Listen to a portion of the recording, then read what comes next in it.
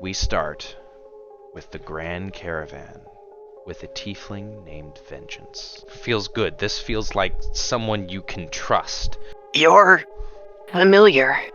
You remember your name. I am Bakhmi. I think you and I may share a common, friend. Up above, I mean.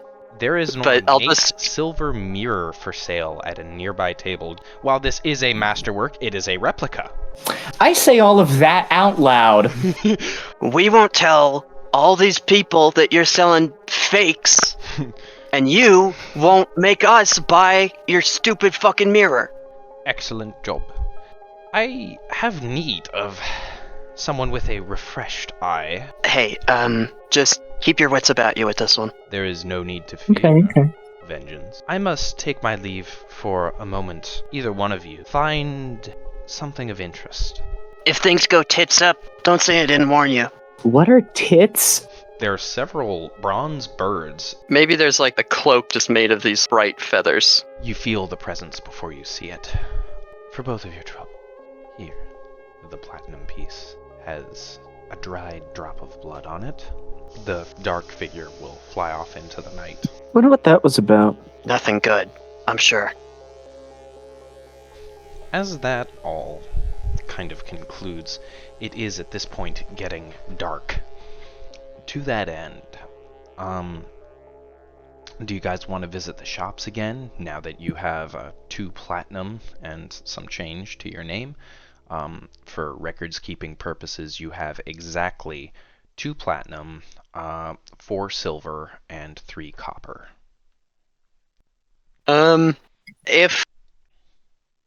If there was,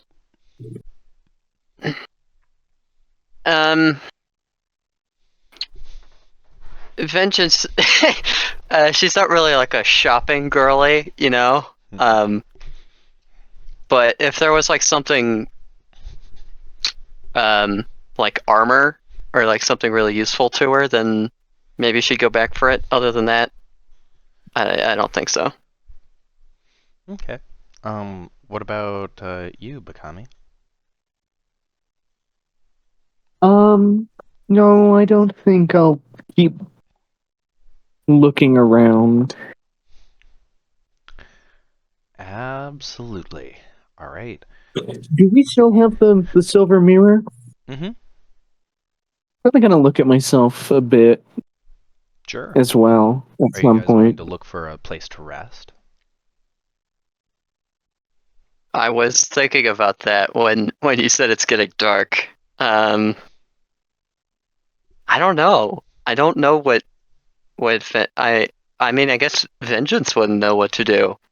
You know, like she's never, for everything she went through, having a place to sleep was not something she had to worry about much.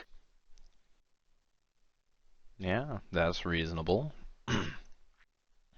I mean, I guess we could like. Okay, I think she would try to go back to the, for lodging. She would try to go back to the caravan. See what they're up to doing, how their what their sleeping arrangements are like. I guess if they're like going to inns, or if they just like sleep in the wagons or whatever. So the first time you came upon the caravan, it was while they were on the road at night. You tried to blend in as best you could. This is nothing like that. For the most part, people tend to sleep in their wagons for the most part. It seems very full.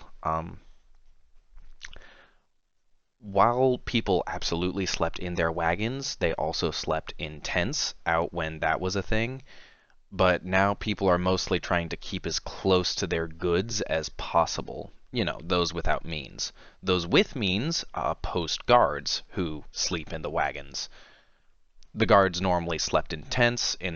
Now in the city, they sleep in the otherwise vacant carts and unattended stalls, that kind of thing. That's where they usually sleep, most of the caravan guards. Those are kind of most all of the places to sleep. All the travelers that seem to be traveling with the caravan, you catch a few glimpses of them going into one of two taverns that are in this particular town, and that's probably where they seem to be staying the night. There are a few people who are really desperate in the caravan, and they seem to be trying to find alleyways that are not otherwise occupied, and are making some kind of sleeping arrangement there, which the local populace seems to understand and ignore. Mm. Then I'm following vengeance. I guess she would try to go to um one of one of those taverns then. Okay. Um, there's one that seems to be on the poorer part of town. That's where most of the travelers are going. It seems to be bustling and packed in every sense of the word. It's small to begin with, but there are plenty of people that are going in and squeezing out.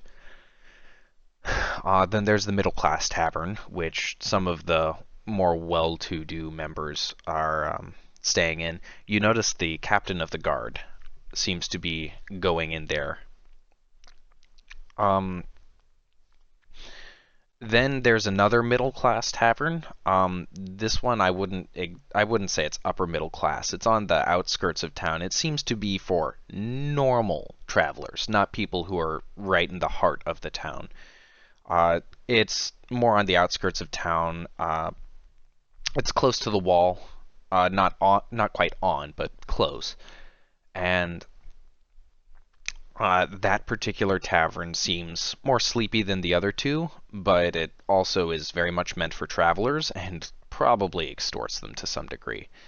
You don't know that for sure, but you know that's how it worked in the Dwarven kingdoms. Okay, right. She'll just go to the poor one then, the one that the other caravan travelers are going to, or most of them. Okay. As you as you squeeze inside, um, it's bustling. All of the tables are already filled. There are a couple people who are on the floor. The kitchen seems extremely overworked, and there are three servers who are Oh, having a very, very bad time. Oh boy.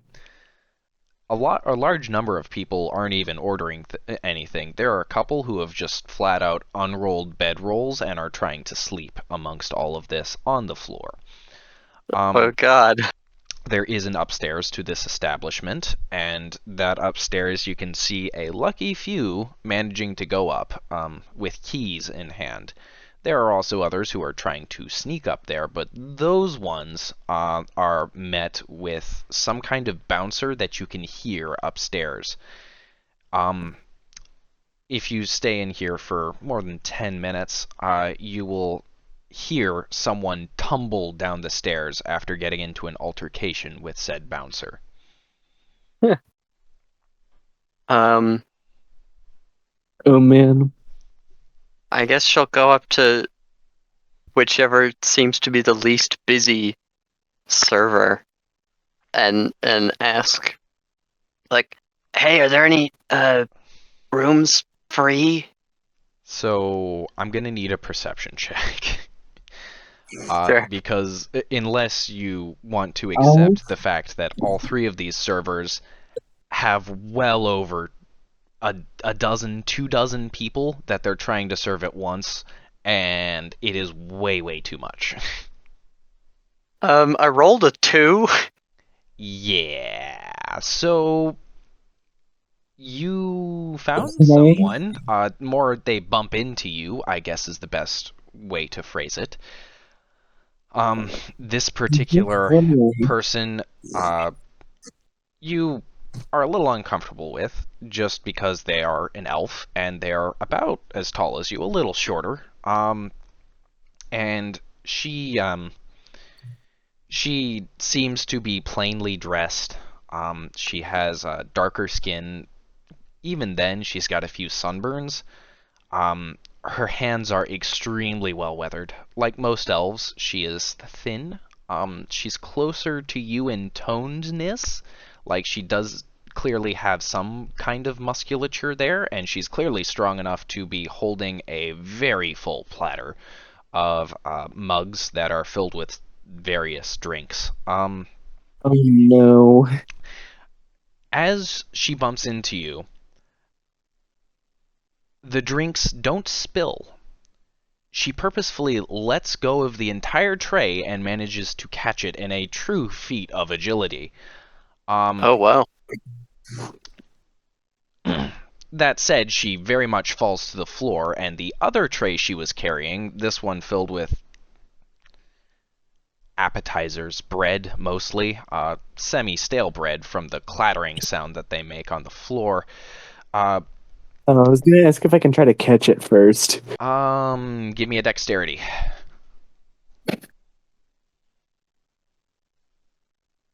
The answer is probably gonna be no. I was gonna What do roll you- 2 to see if I Go ahead, roll away. well, I was Okay. going to, and then I got a nat 1, so I think I will abandon that. A 5. Oh, there's no abandoning once you roll. God. Oh, man. I got Okay. a 5, and Rose got a nat 1. That's awesome. So, to be fair, Bakhmi, you were probably not going to get this to begin with, but you accidentally punch Vengeance, who's also trying to go in here, and as you're made of stone, you win, and you punch Vengeance into the tray, and Vengeance lands face first in the tray. Wow. Oh God. As you clatter to the ground, Vengeance, you can feel almost immediately about a dozen different hands all over you. Some are trying to pull you up, some are trying to get you out of the way, but they are all going for the bread. I'm gonna like get them off of me. I don't know if that's like an attack roll or something. That seems a bit extreme, but like she is not gonna put up with this. As soon as you move, some of the hands will recoil away immediately. How exactly are you planning on getting these hands off of you? Are you like getting up? Are you trying to like bat them away? What how are you getting them away? Now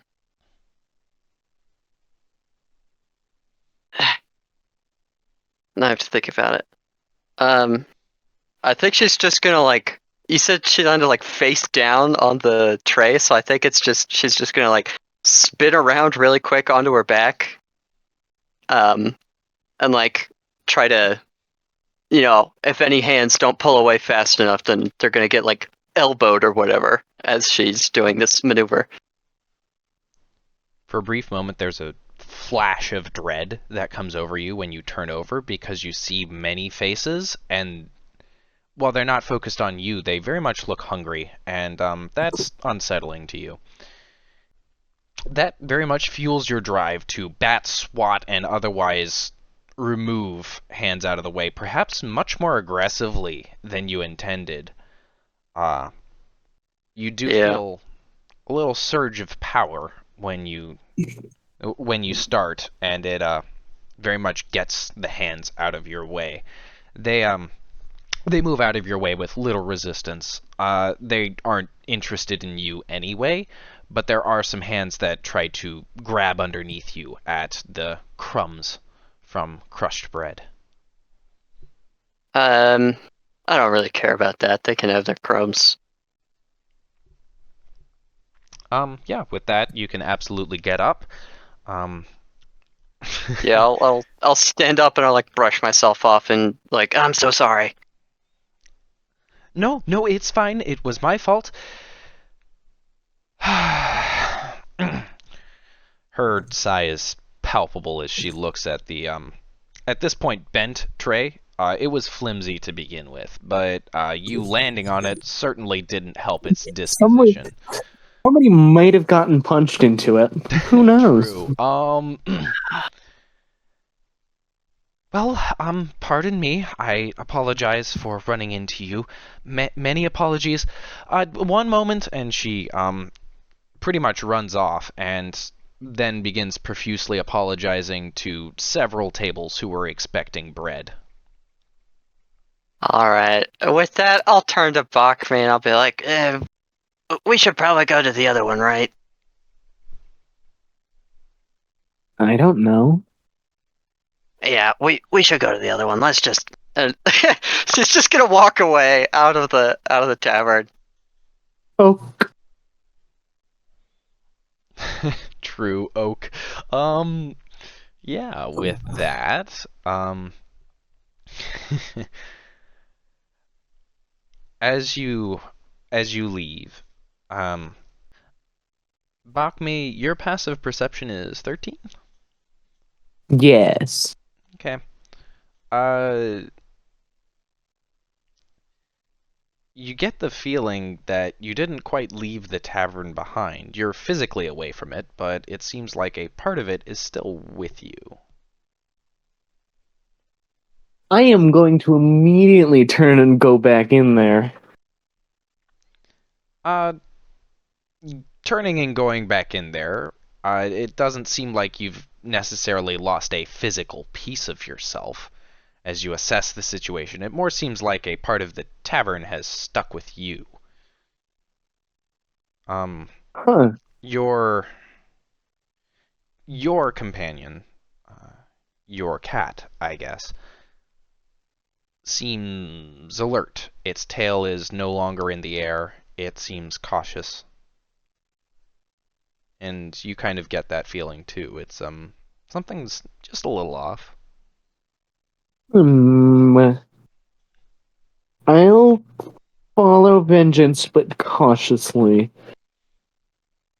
For a moment, your companion Vengeance doubled back, kind of assessed the situation, and now is following you once again.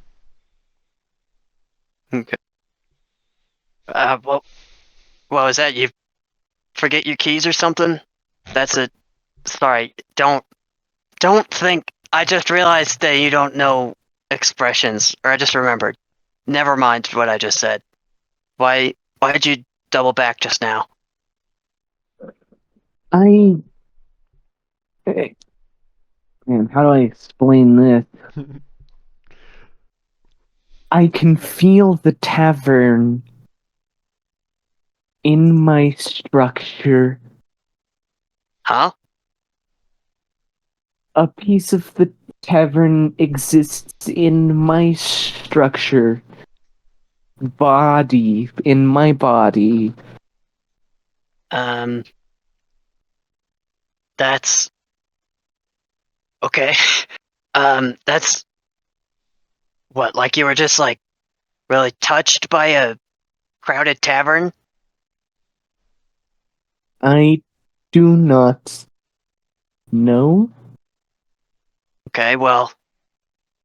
Um. Hey, if you're lucky, maybe the other one will be crowded too. Oh, Yeah. I mean, Okay. As you go to the other tavern, going there, this is which of the other two are you going to? The Traveler's Tavern or the Middle Class?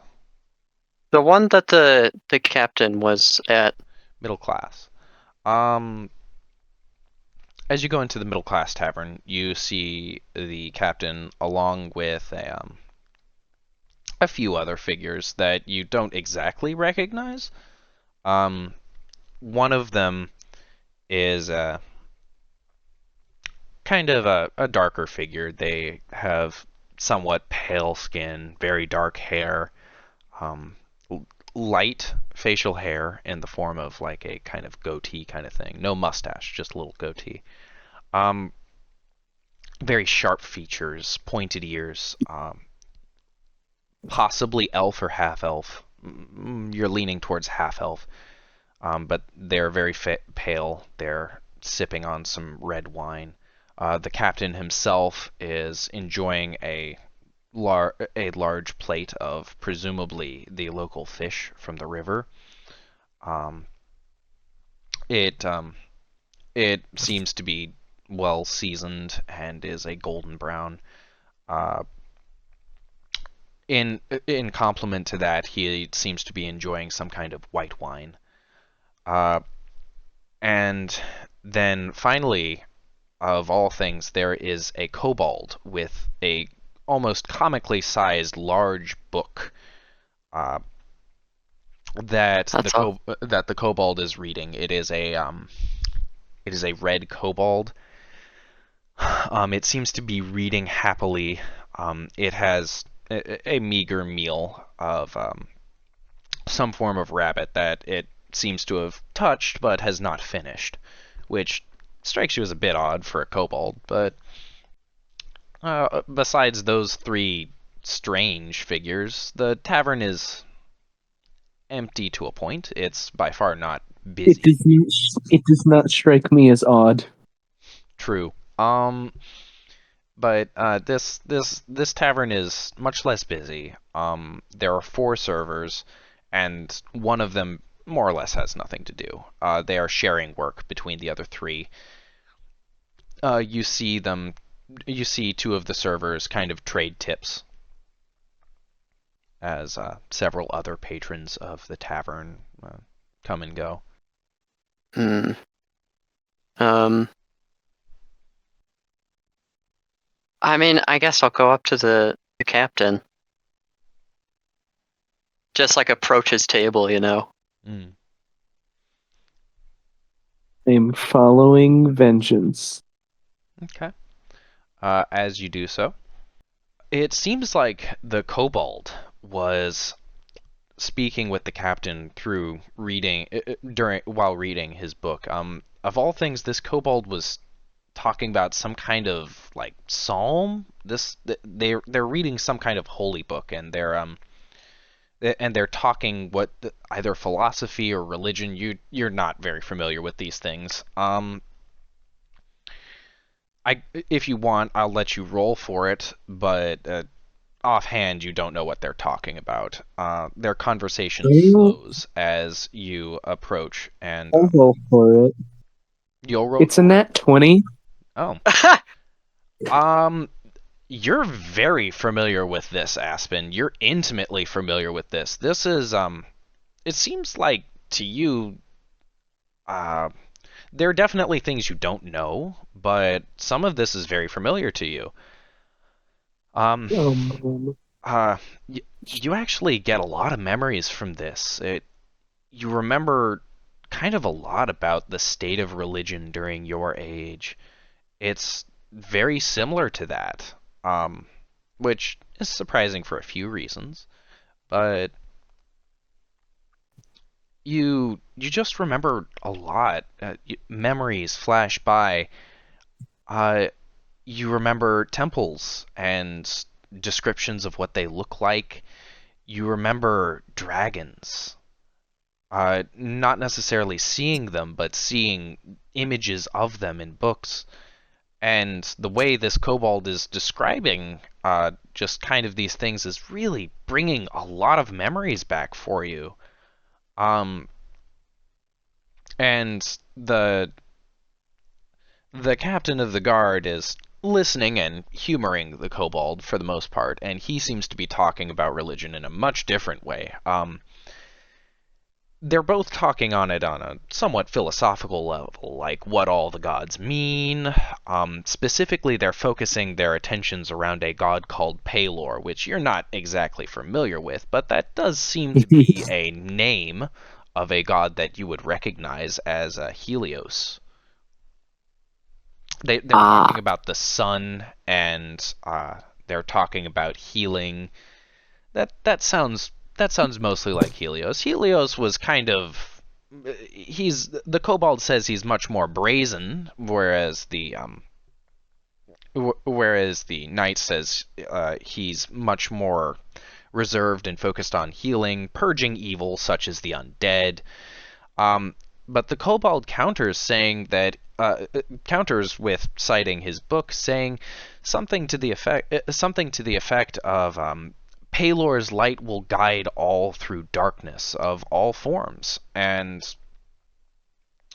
that's interesting. Certainly, it piques your interest, and you kind of remember your own time talking about philosophy and religion, and you'd feel very at home in this conversation. Oh, dang.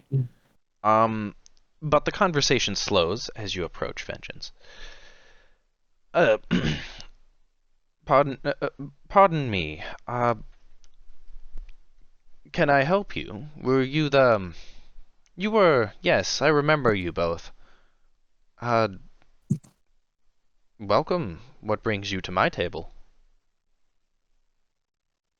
Uh, I need a place to sleep, and I saw you coming in here, and so I thought, well, if it's good enough for a captain, then it's certainly good enough for me. Well, of course, but there are tables abound. What brings you to mine? Um, what? It's just, No worries. Whatever your issue is, I'm sure we can solve it. Excuse me, friends. It seems as though I am needed. Where do you wish to speak? He oh, says as he gets up. oh gosh, I don't know. And is the kobold still there? Yes, absolutely. And the kobold kind Can of I start? nods and goes back to reading this, again, comically sized book. Can I talk to the kobold Go ahead. about religion? You can certainly try to start a conversation. Go ahead. Okay, okay. I don't even know what I'm gonna say. A lot of stuff. Hmm. While you're thinking of that, Rose, what's your response? um, I'll just bring him to somewhere else, like a different table or something that's Plenty of tables wider. to choose from. Um, Something is certainly I'll. on your mind. It's been an interesting day. I'll say, he will say, looking back to your companion. But there's no such thing as a normal day here. I guess not. Um, is there? What do you know about? How do I put this? He motions for you to sit as he does so and adopts a relaxed position. Sure, she'll sit down, um, and say, earlier, my companion over there and I ran into someone um unsettling. What kind of unsettling? His posture shifts slightly. Still gentle, but business oriented. Yeah. It was magical. Um, Were you injured? no. But when it was almost like no one else could tell they were there, you know? Hmm, I guess I'm just a little freaked out. that does seem disconcerting. It is not uncommon for mages to find ways to pass unseen. What I wonder is what was their business with you? Some weird shit. They wanted me to find them a birthday present or something. I don't know. And did you know this person in any way? If I knew them, then I wouldn't be telling you about how unsettled I was I? Or would I? Well, I suppose. Was there any kind of characteristic that was familiar to you? Bird. They were like a bird. Um, Hmm. they concealed their features with a mask and a very fancy cloak, but um, there was something rather bird-like about them. Bird-like. And they did not harm you in any way other than being unsettling? Um, oh, they knew my name before I said it. Hmm. I So guess that's not harm, but they knew of you. Were they threatening? I mean, they certainly weren't pleasing. Hmm. And what did you end up giving them? I thought it would be funny to give him a like this really colorful feather cloak. Um, my friend gave him a little bird, And like a how did you brass acquire these toy. items? Um, well, that's the thing too. Is we were just in the market, and um, I can't speak for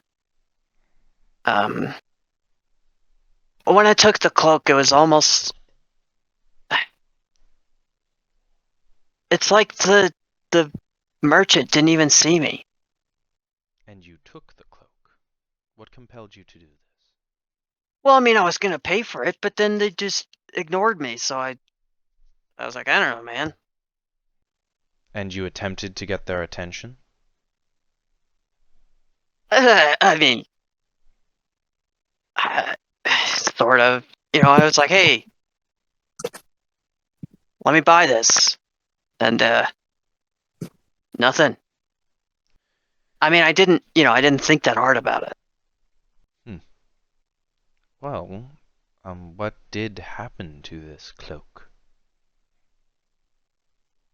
I mean, the person took it and changed its color magically, and then flew off into the night. Flew off? Yeah, like I said, bird, Hmm. I have or at least bird-like. I've not heard any reports of any magi recently. Whoever this was decided to reveal themselves to you. And I expect, um, you said you and your friend found items? Yeah, I expect if you gave these items away, that I will have to deal with some rather unhappy merchants tomorrow morning. I mean, if they even notice they're gone, maybe they won't. Didn't Perhaps, notice that they were taken. but supposing they do, what would you expect me to tell them?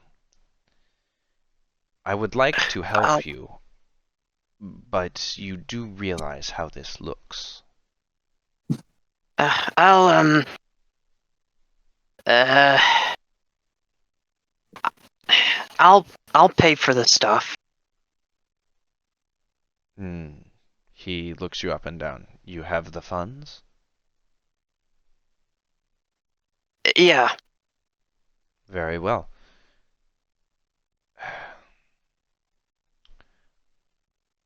Sometimes we all are the victims of magi. I suspect that you are likely under some form of suggestion.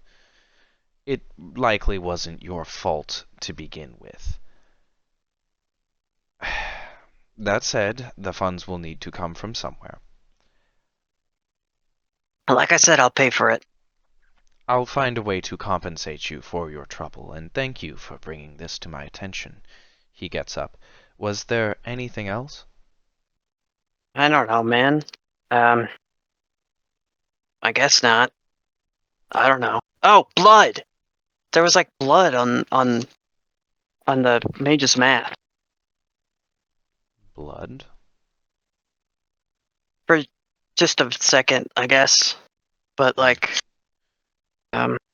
if you want, I mean, we'll like stay in the area, you know. Certainly. Like I said, we were planning on staying here for the night anyway, so. Yes. Do you know where this mage came from? I realize you most likely won't, but any lead would be appreciated. I don't know. I guess, I mean, they looked a little elvish, Elvish. Okay. but, you know, that's not, like I said, they were hiding their whole deal, so. And after That's just that, sort of a vibe I got. after that, he will pull out a quill and parchment, sit back down, and uh, question you on all the details you can remember about the event, roughly how long they were missing for the time they were missing, their height, what if they looked like they were thick or thin, the clothes they were wearing, all the details that can possibly be obtained. Yeah, I'll just like be like pretty honest with him, except for like I won't mention that he gave us money because I don't want to. Okay. I just don't want to. Roll deception for me since you're actively lying here. I got a 10 plus. You said deception, Yeah. so that's 15. You get the sense that he knows you're keeping something, but though he lightly presses you on the topic, and he more or less makes it known that you're hiding something, he doesn't exactly seem aggressive about the matter. He promises to talk to you tomorrow about it and offers to pay for your room and board tonight. Oh, well, I mean, I'll take that. Okay. Notably, he does buy the room that is next to the party that he's sleeping with's room, so you will be right next to him. Hmm. Aspen, you are, sorry, Bakhmi, you are trying to, uh, you're trying to start a conversation with this kobold. Yes, I am. Okay, go ahead. Oh boy. Okay. I have a question. Oh? He turns to face you. Oh. Hmm. Oh boy. I have no social skills, so Well, we're about to see how this of course, ask away. I believe a seat just opened up. He will gesture to the seat that his compatriot left empty. Okay, I'll sit down.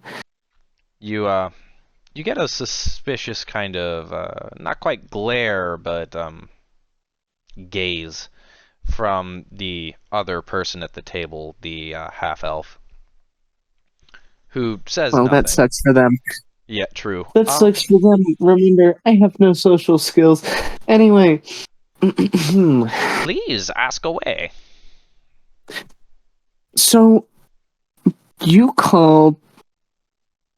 I'm not gonna do this like in character because I don't actually know how I would say this in character, but like, you called him Paylor, but I know him as Helios. Do gods change their names?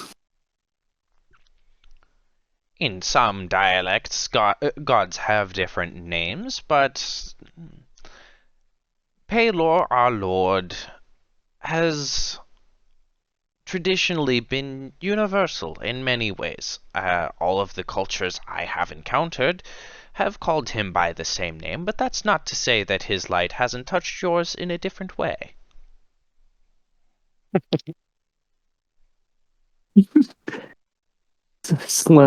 Slow nodding, understanding. Oh man, what else to say? Tell, where do you come from? Over there. True. Oh boy, what do I say? I no sure. Not sure. A creature of your stature? Well, what has brought you here?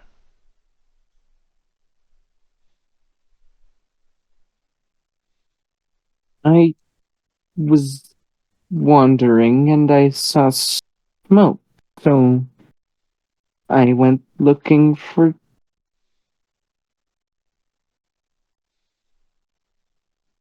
Hmm. When you saw the smoke, were you coming to aid in case of fire, or were you merely curious? It seemed like smoke of people, not smoke of danger. Hmm. And a traveler such as yourself, I imagine, would not need roads or water. What caused you to wander this sandbox of ours? I woke up here.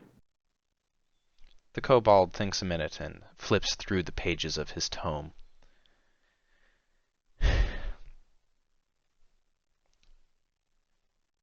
Palor's light touches all, and in doing so, it reminds us all that we are connected by his warmth.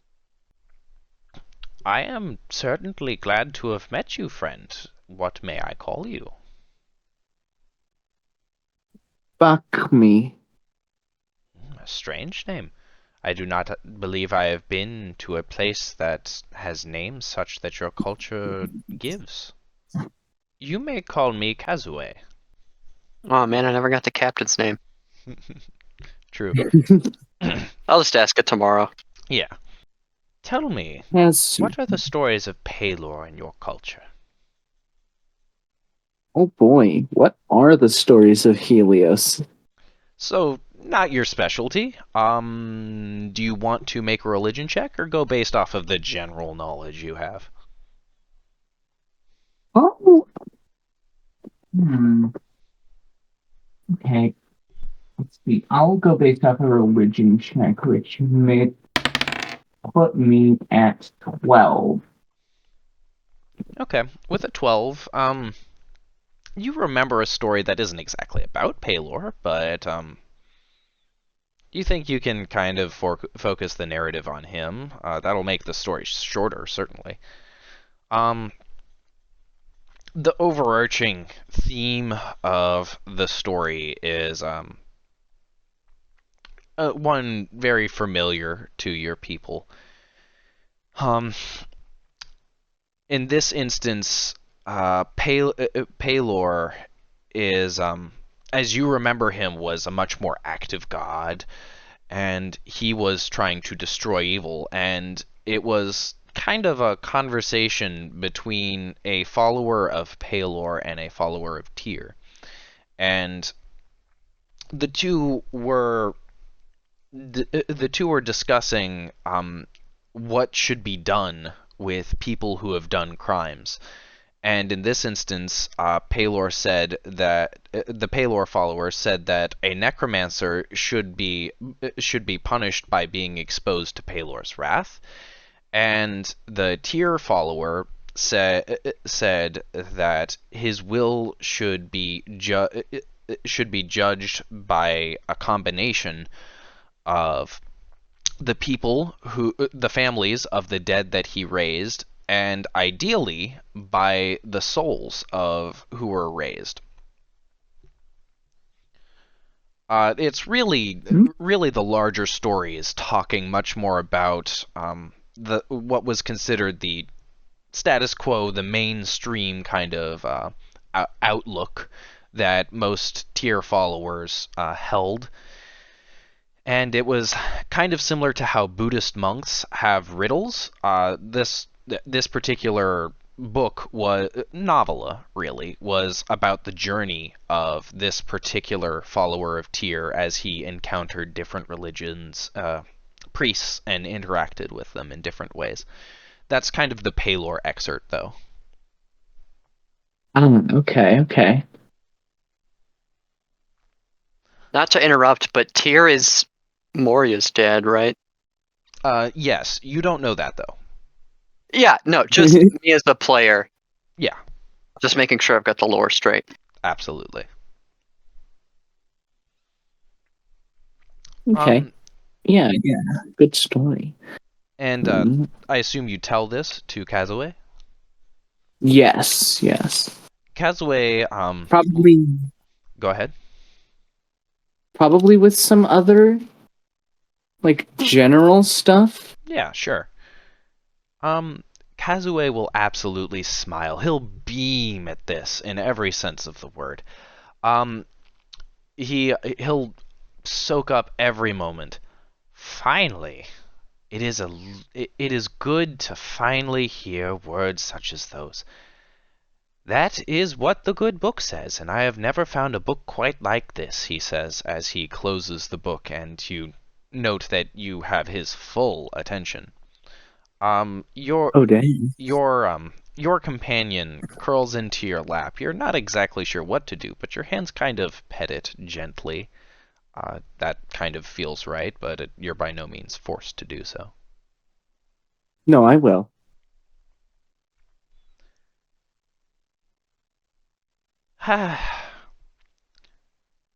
Though I suspect you are not an exclusive follower of his light, I do know that you know Paylor, and it is good to find one who has faith such as I. I'm The I half elf at this point is going to say, "It is interesting. You are the first person I've heard who speaks quite like Kazue does. I would love to know where you're from." I don't know where I am from, but I know where I woke up. I'll describe where I woke up, I guess. That will be much to the interest of the entire table. Um, on that note, I'd say, as the captain is far more efficient with his talking, uh, at this point he has gotten up and will, looking to see that his table is mostly full, he will, not aggressively, but he will take the food that was accidentally in front of you, Bakhmi, and say, "I'll retire to the room. Do have a pleasant conversation. And it was nice meeting you, friend," he says with a polite, almost noble-like bow as he retires to, again, this establishment also has an upstairs. It also has a downstairs, but that's behind the counter and is presumably a wine cellar. Um, Vengeance will come uh sit at the table, I guess. "Ah, your companion. Okay.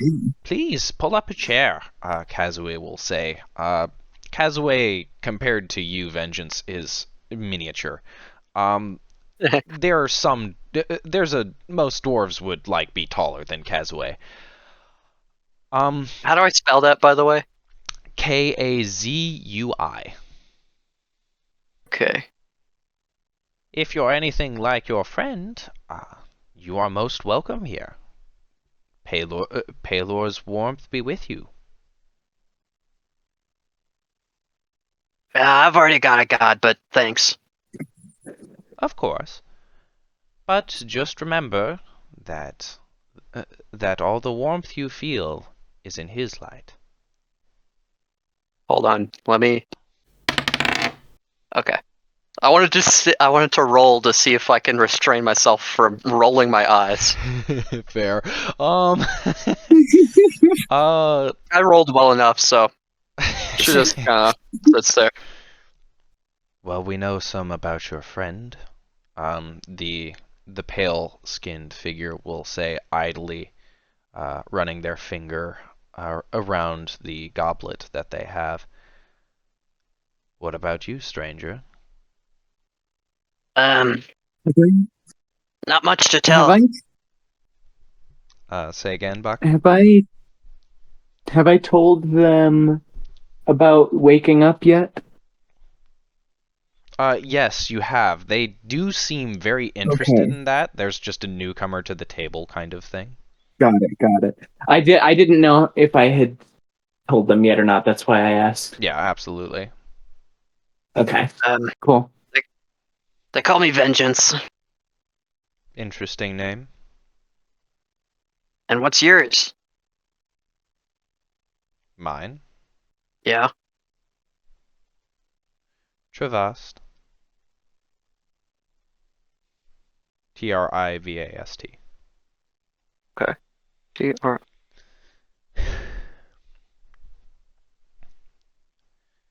A kobold, a warforged, an elf, and a tiefling all walk into a bar. True. And a captain of the guard. the captain of the guard. Right. You'd think that would be a New D&D. Deltarune intro. New D&D race just dropped. Captain of the Guard. True. Human. A human, an elf, a tiefling, a kobold, and a warforged walk into a tavern. mm, Sounds like the start to a sitcom. true. Um, Oh, and Rose, to answer your pronoun question, they, um, with the explanation being something along the lines of, I'm not, basically like, I am a statue, but I'm a conscious being. yeah, asexual, Something I along think, is those a lines. decent descriptor. Possibly, Yeah, a gender would yeah, be more agender. accurate. Yeah, that's fair. Okay. Thank you for your answer. Yeah. On all of these, we were talking with Trivast. It's rare that someone comes to speak to the captain directly. I hope you're all right. I'll be fine. Good. If you are someone you know is injured, I am something of a surgeon. My specialties have been needed in the past. So, I'm not good with holding conversations. Casway, please talk about something. Of course. On the subject of medicine, which may interest you, I've never quite seen a creature like you, Bakhmi. Um, how would one go about healing you? How do you experience Palor's warmth? Do I intuitively know heal the cat? Mhm. Um, the cat knows of healing magic, and then therefore, by extension, you do. That's kind of an Okay. interesting question. You know of healing. You're by no means a healer, but you know of it. Um,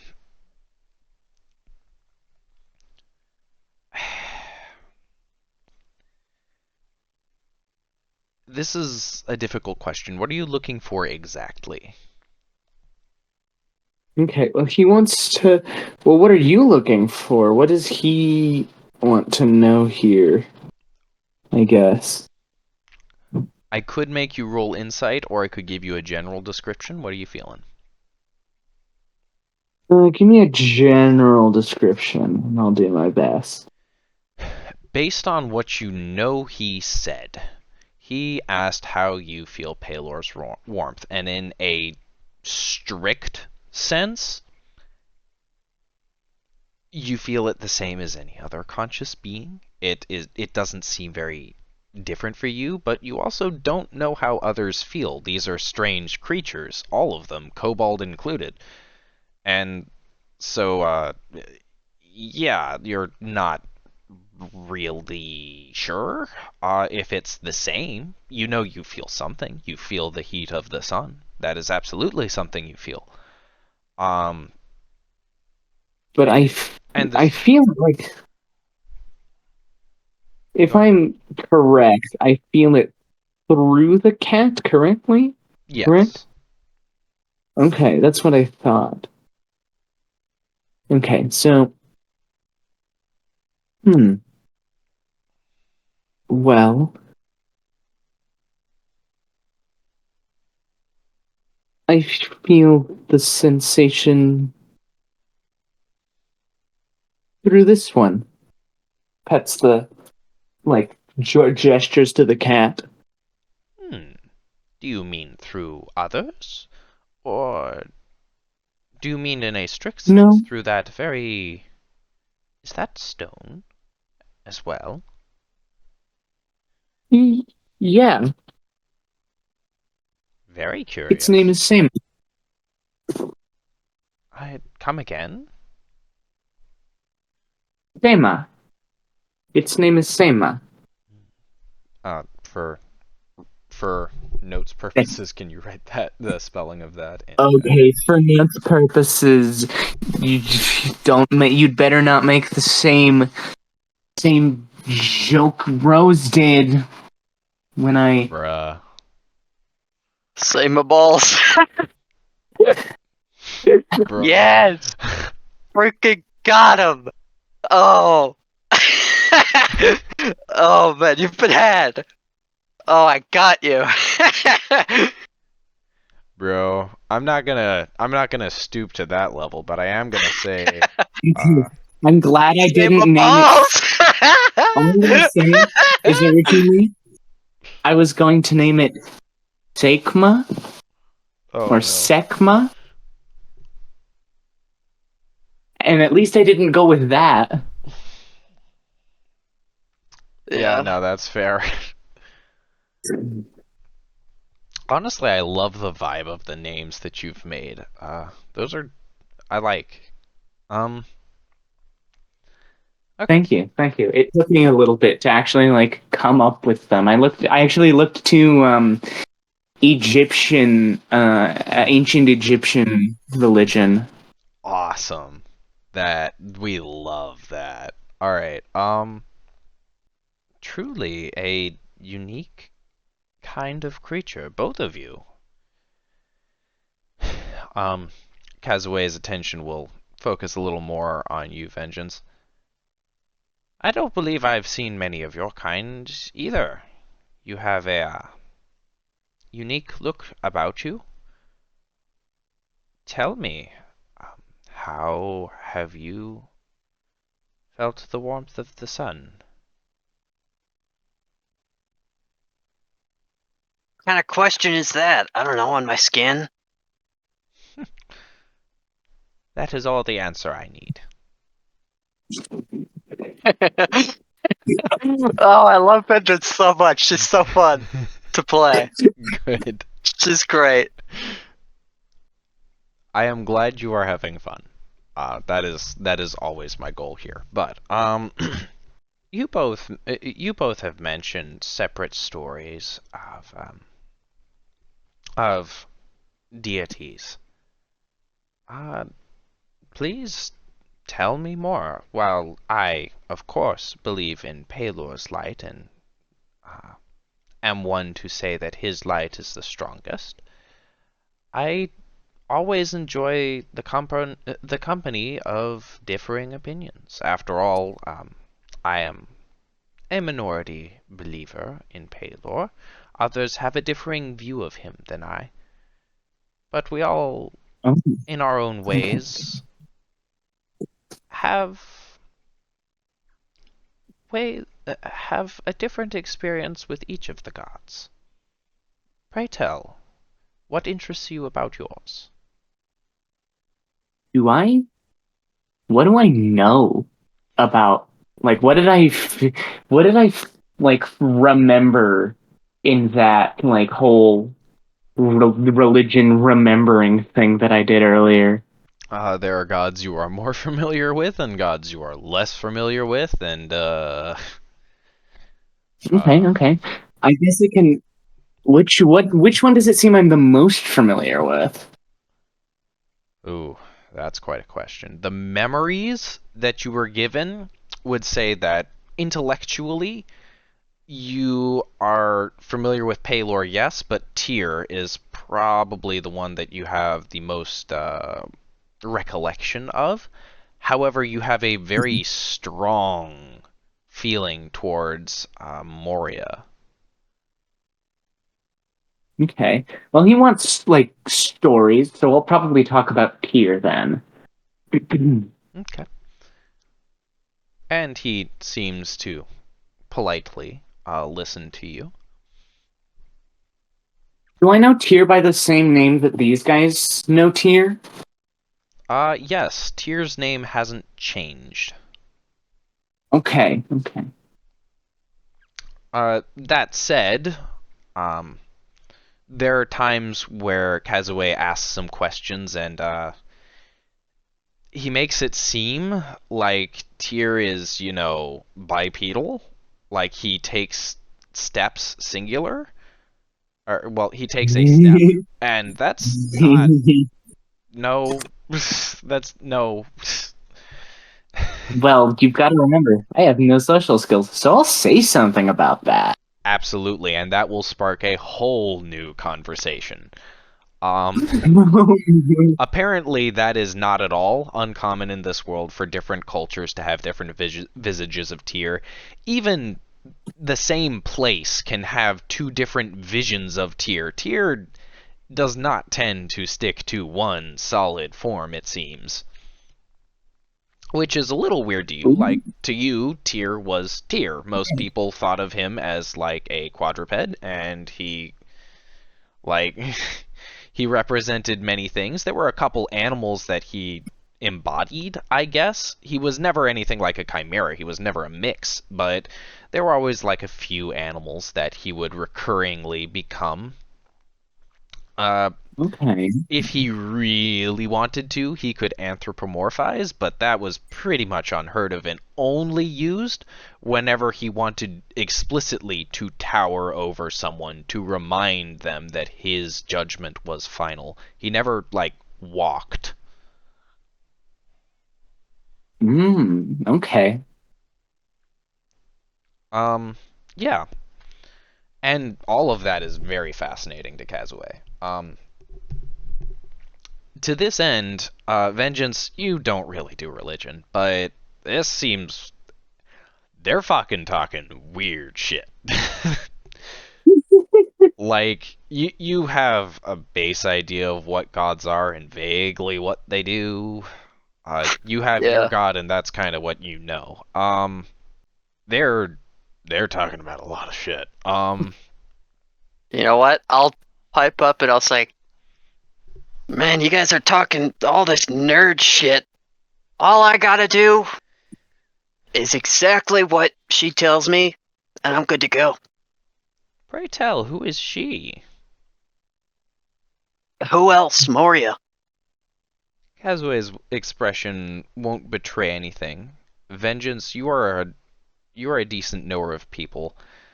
This is not something your passive perception will check out, but I will allow you to make a roll if you are looking for a reaction.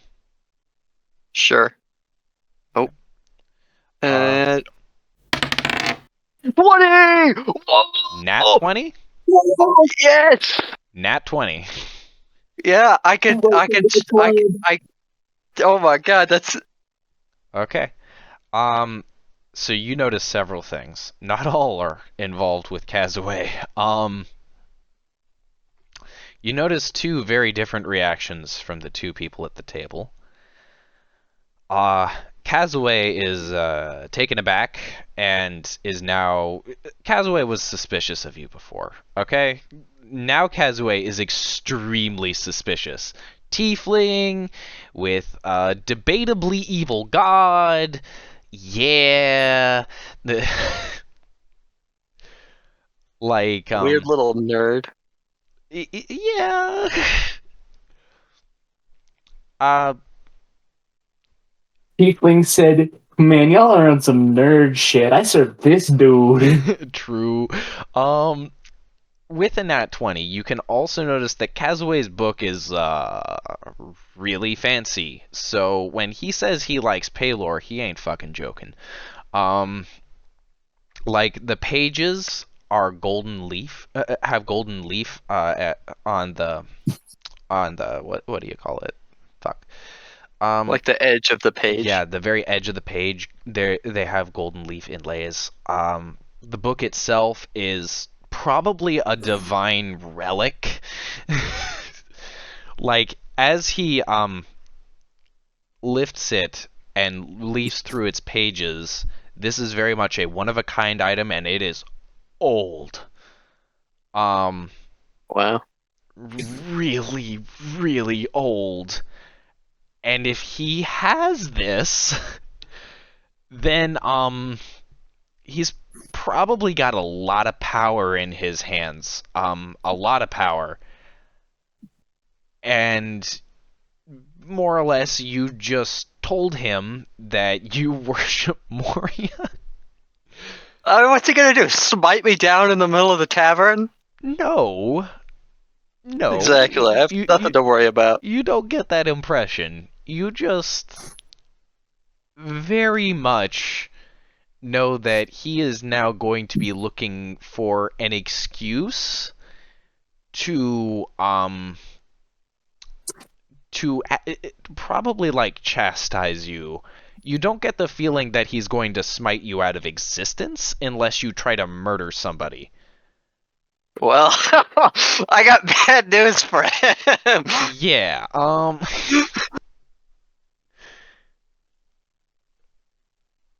Oh man. so you definitely get that feeling, and he's now absolutely going to be looking out for that kind of behavior. Um, Hey, he's the one who asked. he is the one who So asked, and he what was very much exactly? probing you.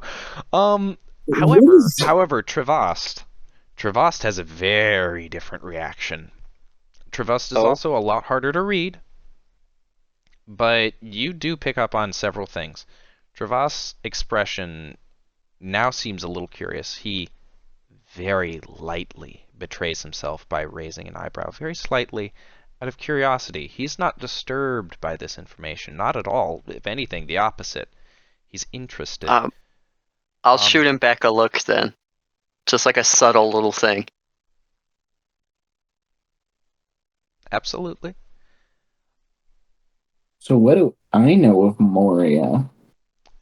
You have mostly Because a I haven't. feeling. Like you feel a connection. It's like it feels right. In very many ways Do I it kind have of any? influences your emotions. You feel like you emotionally you feel tied to her.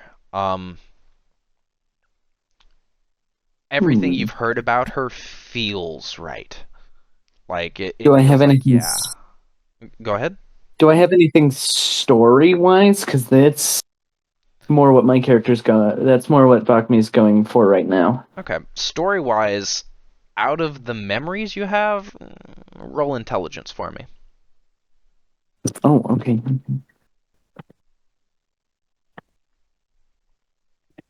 Is it just a straight int? I'll call it an int save. I'll let you add your modifier. Okay, 12. With a 12, you don't really remember anything specific. Like to you, there's just nothing wrong with Moria. She's a young goddess. Okay. Like that's kind of what you understand of her. And other between that and like she feels right, you don't really remember any stories. You very much have the feeling, and you feel like she hasn't quite done anything yet. Um, yeah. Well, I'll definitely say something about, huh. I don't know as much about Moria. She's just younger. Something along the lines of that. As far as the gods go, certainly, Kazue says. But she, the god of vengeance, her followers can stray from Palor's light. It is best that they do not do so, for their moral sake, lest Palor strike them down. Yeah. Um, you don't need to roll for this. That was a threat. Yeah, I was. Yeah, I get. Well, I I. gathered that. I don't know if Bakhmi gathered that. uh, Remember, I suck at. Remember, I have amazing social skills. true. Untrue. Correct. Um, yeah, Kazue just said it how it is. Fuck around me and you'll find out.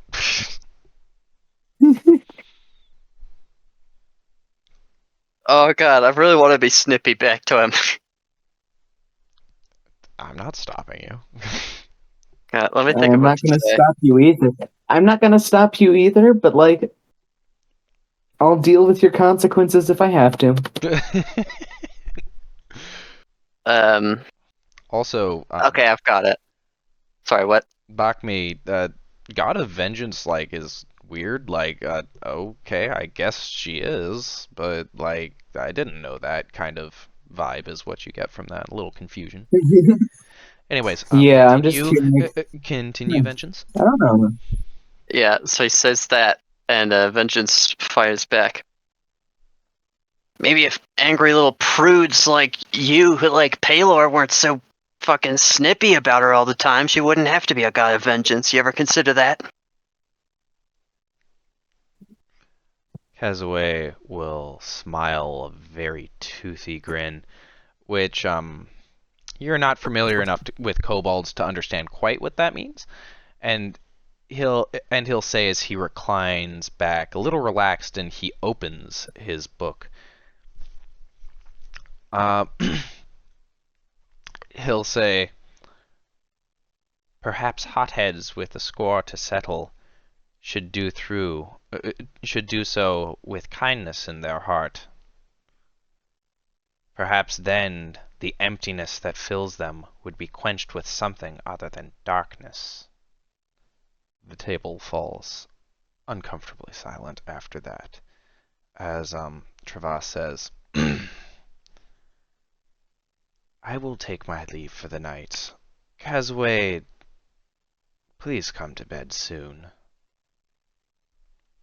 Um, I think Vengeance stands up and she says, "You know what? Me too." "I will see you when the sun rises, Vengeance," Kazue says. Or do you? Yeah, you said your name. Yeah. Kazue calls out to you as you ascend the stairs. I guess I'll go follow vengeance. Be careful with that one, Bakhmi. Followers of Moria can have darkness in their hearts. He will warn you as he puts his nose back in his book. Ah, As you two retire to your room, is there any closing roleplay you want to do, or are we ending our first day? Um, I don't think she like kneels at the side of the bed or anything, but I think just as she's, um, preparing for the night, maybe Vengeance just sends a thought out to Moria or whatever. Just to I don't know, check in. Yeah. Roll a d100 for me. Okay. Are you doing anything special, Bakhmi? Other than sitting in the corner, no. The concept of like sleeping and why you're in this room is a little funky. Like, Yeah, I'm kind of like, what's going on here? however, feeling-wise, you do get the sense that yeah, resting or staying still seems appropriate for this place. Do I want to be comfy? I'll just put the. I'll just like put the cat onto the bed. The cat enjoys the bed. It will stretch. If it had claws, it would absolutely claw at the bed. But it It will. it it does have sandstone claws. I love it. All right, it will claw at the bed. Not a lot, but a little bit. It will. It will do its stretch. Its tail will be in the air. You will notice Seima, Vengeance, and it will look at you, very much stare at you, and you can see that purple in its eye. Uh, yeah. What'd you roll on the D100? 40 on the dot. Okay, that is all.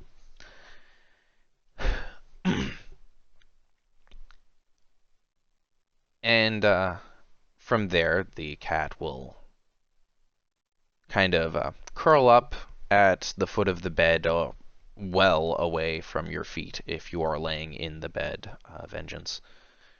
And you will feel rather cozy. Say or no, Bakhmi. You will feel rather cozy. Cool.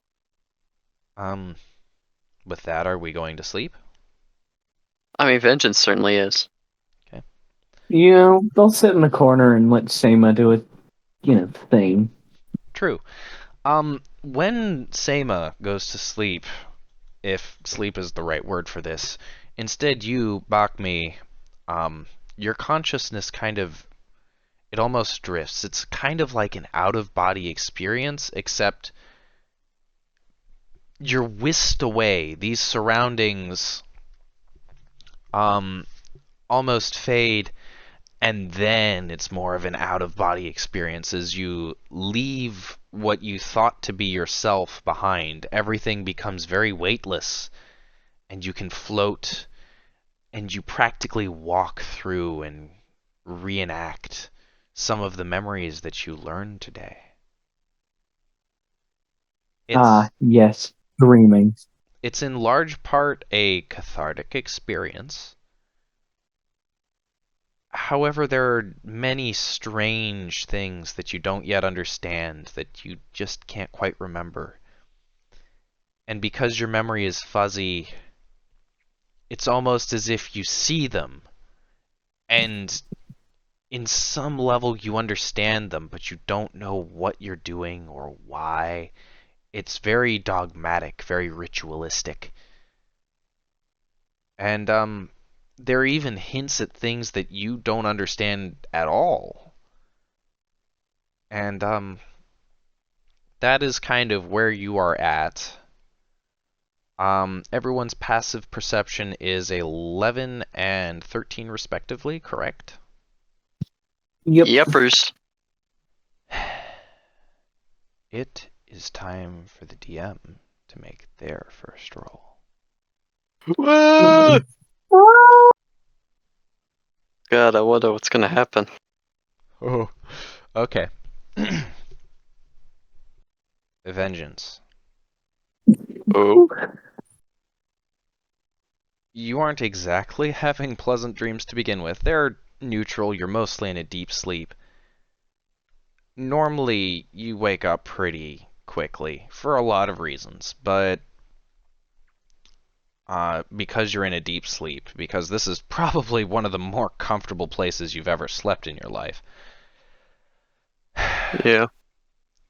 you awake to a start, and there is someone gagging you. Oh shit.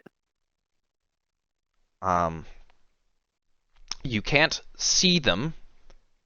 Uh, then you do see a figure, a different figure. They are going to attempt to wrestle control of your hands. They are going to attempt to restrain you, in other words. I need you to make strength or dexterity save, because grapple rules. Right. Um. Oh my god, I got a 19. Whew, On a roll, that is. that's enough. It's a You 21 with the modifier. excellent. You easily fight off this assailant with a surge of PTSD strength, but also a surge of more than that strength. You you are very filled with strength. You leap up off the bed so hard that the person who is gagging you is pretty much lifted up into the air briefly. They let go of the cloth that was gagging you, and you are very much at the ready. Yeah. Uh-oh, I don't. Your whip lies coiled on a bedpost. It is already warm and light in color. Yeah, I'm gonna grab it and There are four yeah. I'll. assailants. There are four assailants, and the window is open.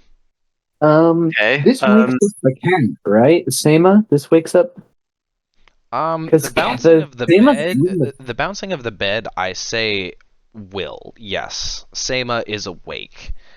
Which means you are very abruptly and unceremoniously snapped back into your body. However, you, um, you, Bakhmi, you're in a worse position. And what I mean by that is two of the assailants were focusing on your companion, Vengeance. The other two are focused on you. And Oh, what great. they are doing, you notice one of them has a chisel and hammer. Uh, the other one of them has a prepared spell. Um. Do Great. you know All what? I'll of just. all of them are shocked. I will say the two that are on Bakhmi don't get to react to whatever the first thing that you do is. Vengeance. I'm saying you're first in initiative order. Okay. Oh, and that's a bonus action too. Perfect. Okay. So. Keep in mind your free action was grabbing the whip, but yes. Okay. Um. Uh. Okay. Yeah. For my action, I'll just. I'll do an attack with my whip. On who? Um. Um. Whichever one was attempting to grapple me, I guess. Yeah, poor guy doesn't have any weapons to speak of drawn, but you can crack that whip. Roll yourself to hit. Um. Oh shit! Wait. Can I? I should do this first, actually. Um. Sorry, I know that, what I just said, but actually, um, I have a spell called Hex. Mhm. Um, it's a bonus action, and it lets me do extra damage with my attacks. So I'll do that, Absolutely. and then I'll use my whip. I will Um, by all means I will allow it. This is our first combat. We're getting used to our characters. Go ahead. yeah. Um, you. Oh my god, it's free? It's not even a save or suck. Okay. Bro, yeah. Um, Hex is rough. okay, yeah. So Vengeance grabs the whip and she extends her other hand, and as she does, she's right-handed, so I guess she's sticking out her left hand. Mhm. As she does, I'll also say she's not wearing her like coat because she was asleep, right? Mhm. So, this um arcane energy like chain um it materializes around her hand or around her whole arm, right? And it like swirls down, and when it reaches the end, a blast of, I'm gonna say, light blue. I'm gonna go light blue energy for this one. This light blue energy shoots out and it hits one, and you know what? These same chains sort of like materialize around their body too. They're spectral, ethereal. They aren't physical. They're glowing in kind of the same light blue arcane way. They're almost crackling with Yeah, energy. yeah. It's Okay, it's as though they're made of clouds, but they very much are there. and it says I also get to pick an ability. Um, you know what? I'm gonna do Constitution. I'm gonna say Constitution. The target now has disadvantage on Constitution ability checks, Okay. and then okay, and with that, I'll make a whip attack on the same one. So Absolutely. that is, I add to hit. Do I add my proficiency? No, this is an untrained weapon for you currently. Okay, But so that'll normally, be yes. um 16 to hit. Hits. Cool. Um. Oh wait, um what damage did we say it did? 1d8. All right. Yep. That is what we said. Yeah. 1d8. Go ahead. And Okay, so that's hmm? and you obviously add your charisma for that instead of like strength or dex. Right. So that is a that's 7 slashing and um 5 necrotic. What was the 5 necrotic from? That's from Hex. Okay. That's rough. Yeah. That's what, 13 total? I think so, right?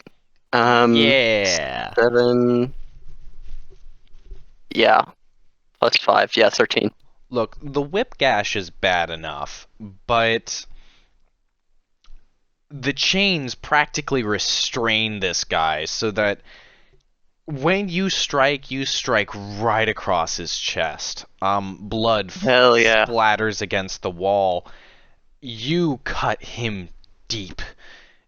This is worse than a sword wound. This hurt him emotionally too, and the wound already festers. It practically burns.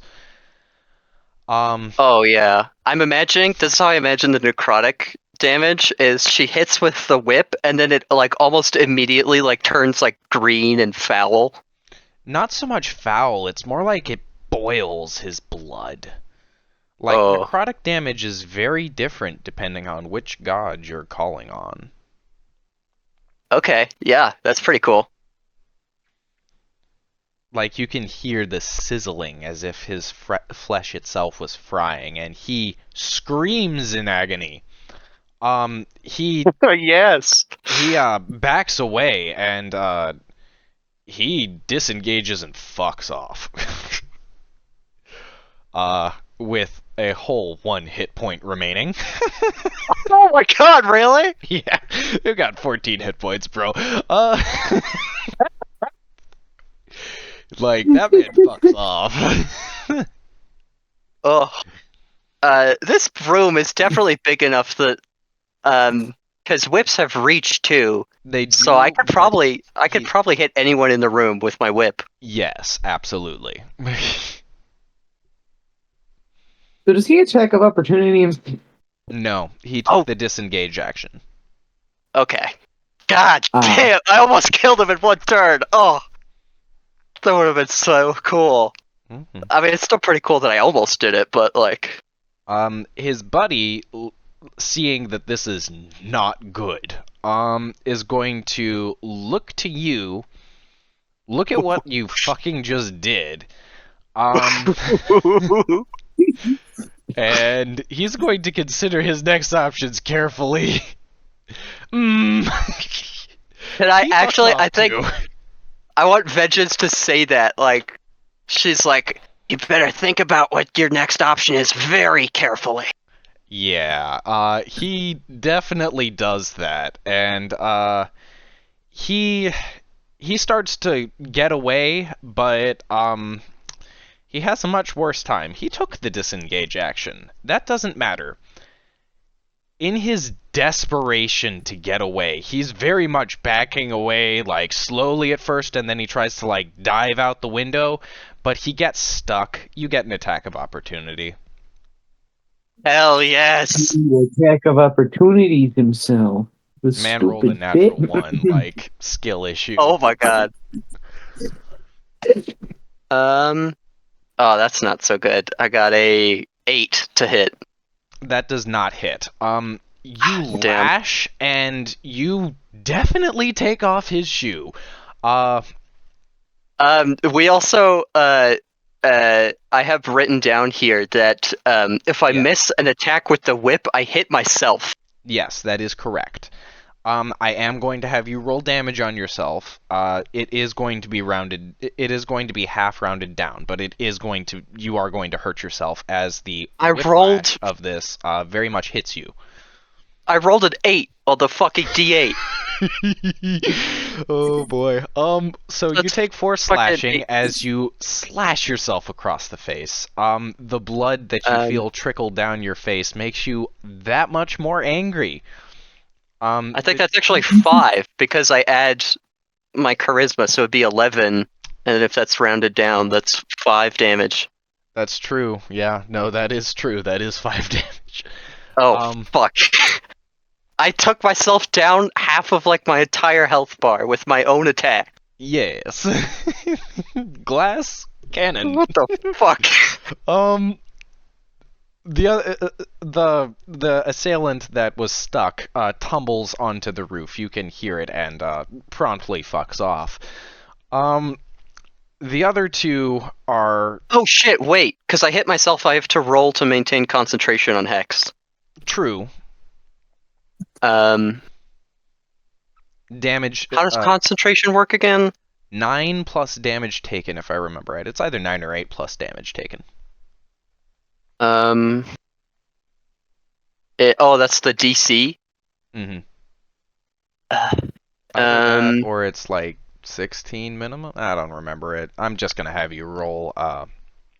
In the spirit of fairness, I'm going to have you roll plus damage taken.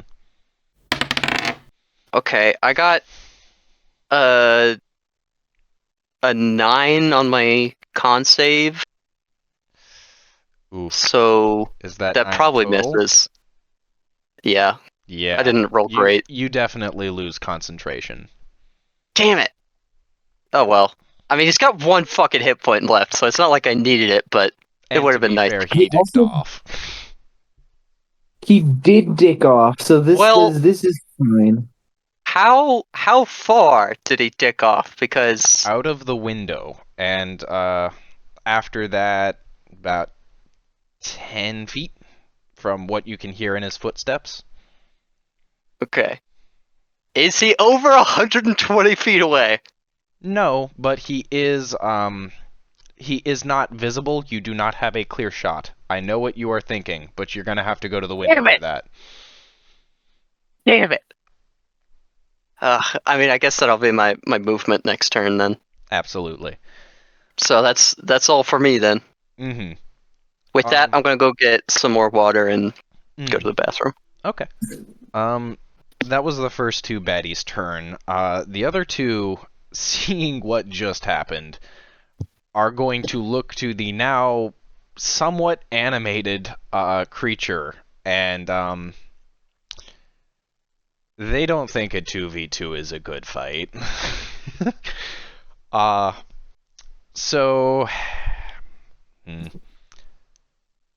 I will say that one of them is absolutely going to disengage and dick off. Notably, they are keeping both hammer and chisel very tightly gripped in hand, and they're attempting to get away with it. They disengage and go out the window. However, the second one is going to look between you, the stone creature, and the person who just whipped themselves in the face, and they're gonna consider their options and cast Firebolt at the person who whipped themselves in the face. So Stupid bitch. when Okay. when vengeance gets back, So they have higher. They're higher on the okay, initiative prior.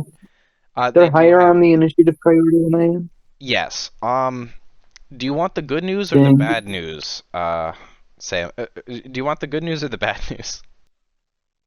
I imagine this pertains to Rose, right? Okay, yes, it does, but it also pertains to you. Oh, sure. The good news first.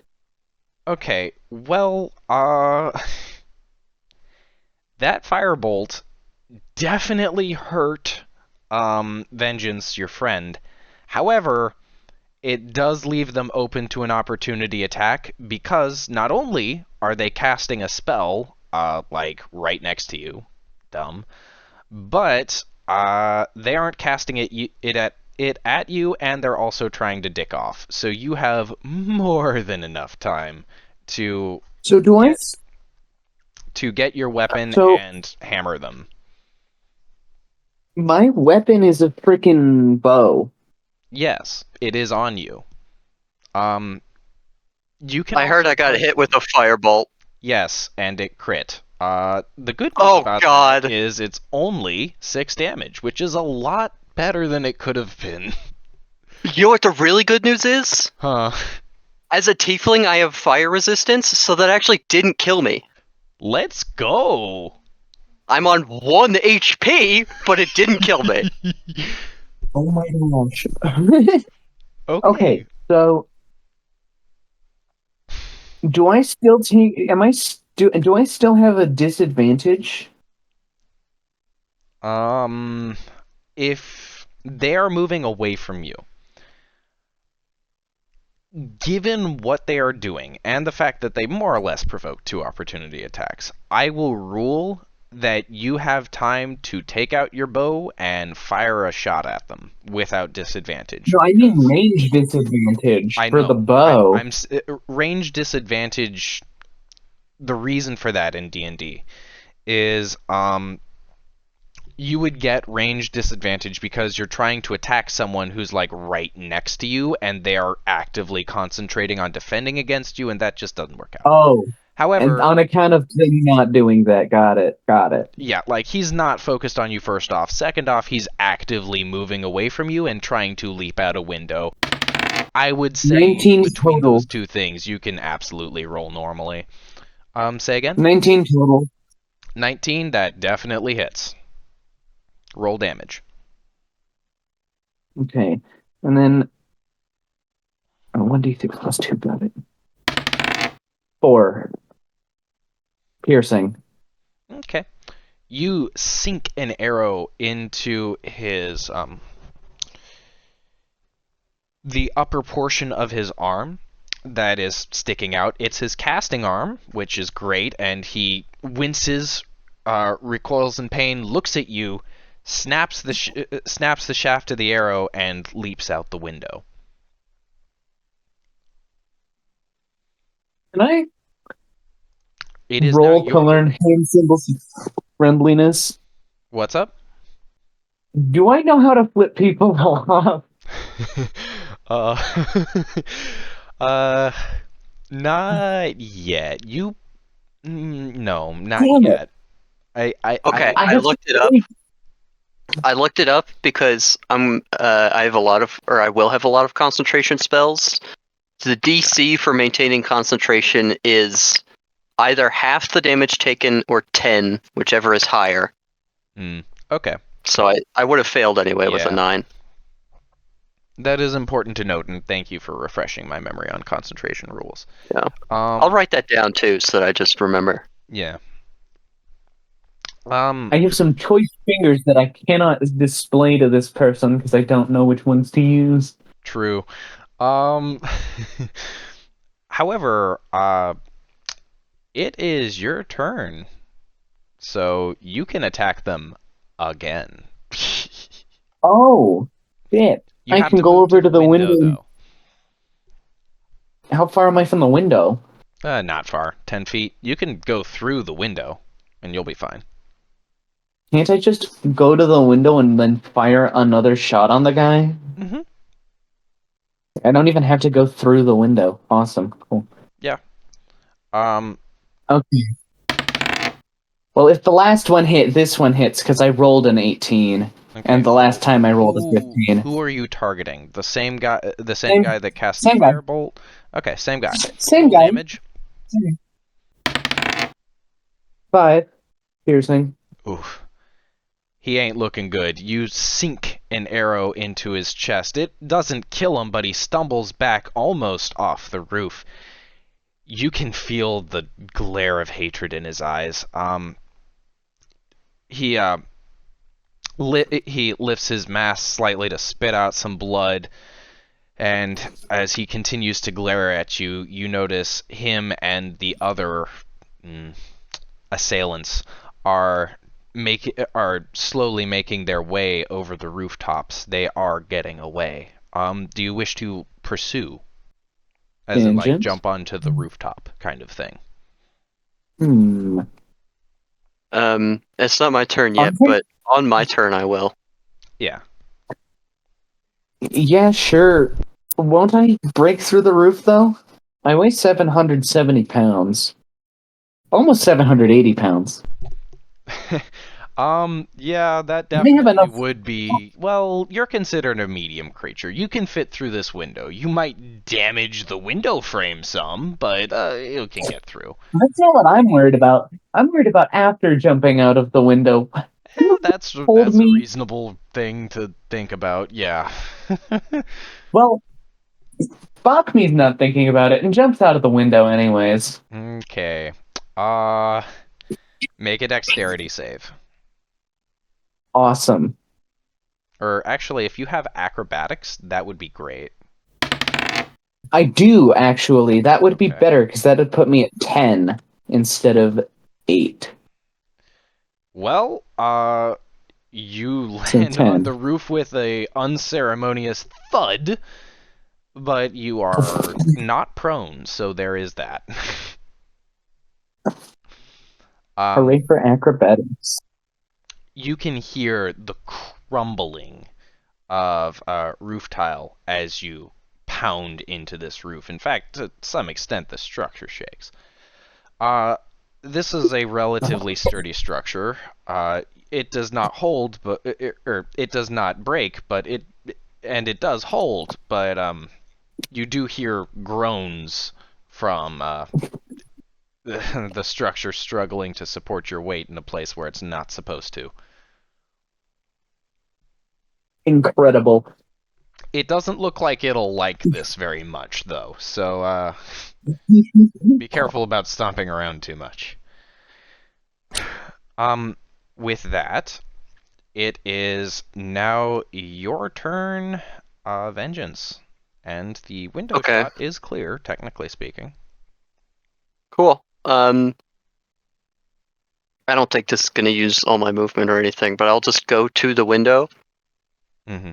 And I think, as you might have guessed, I'm going to cast Eldritch Blast Mm-hmm. at the one with 1 HP.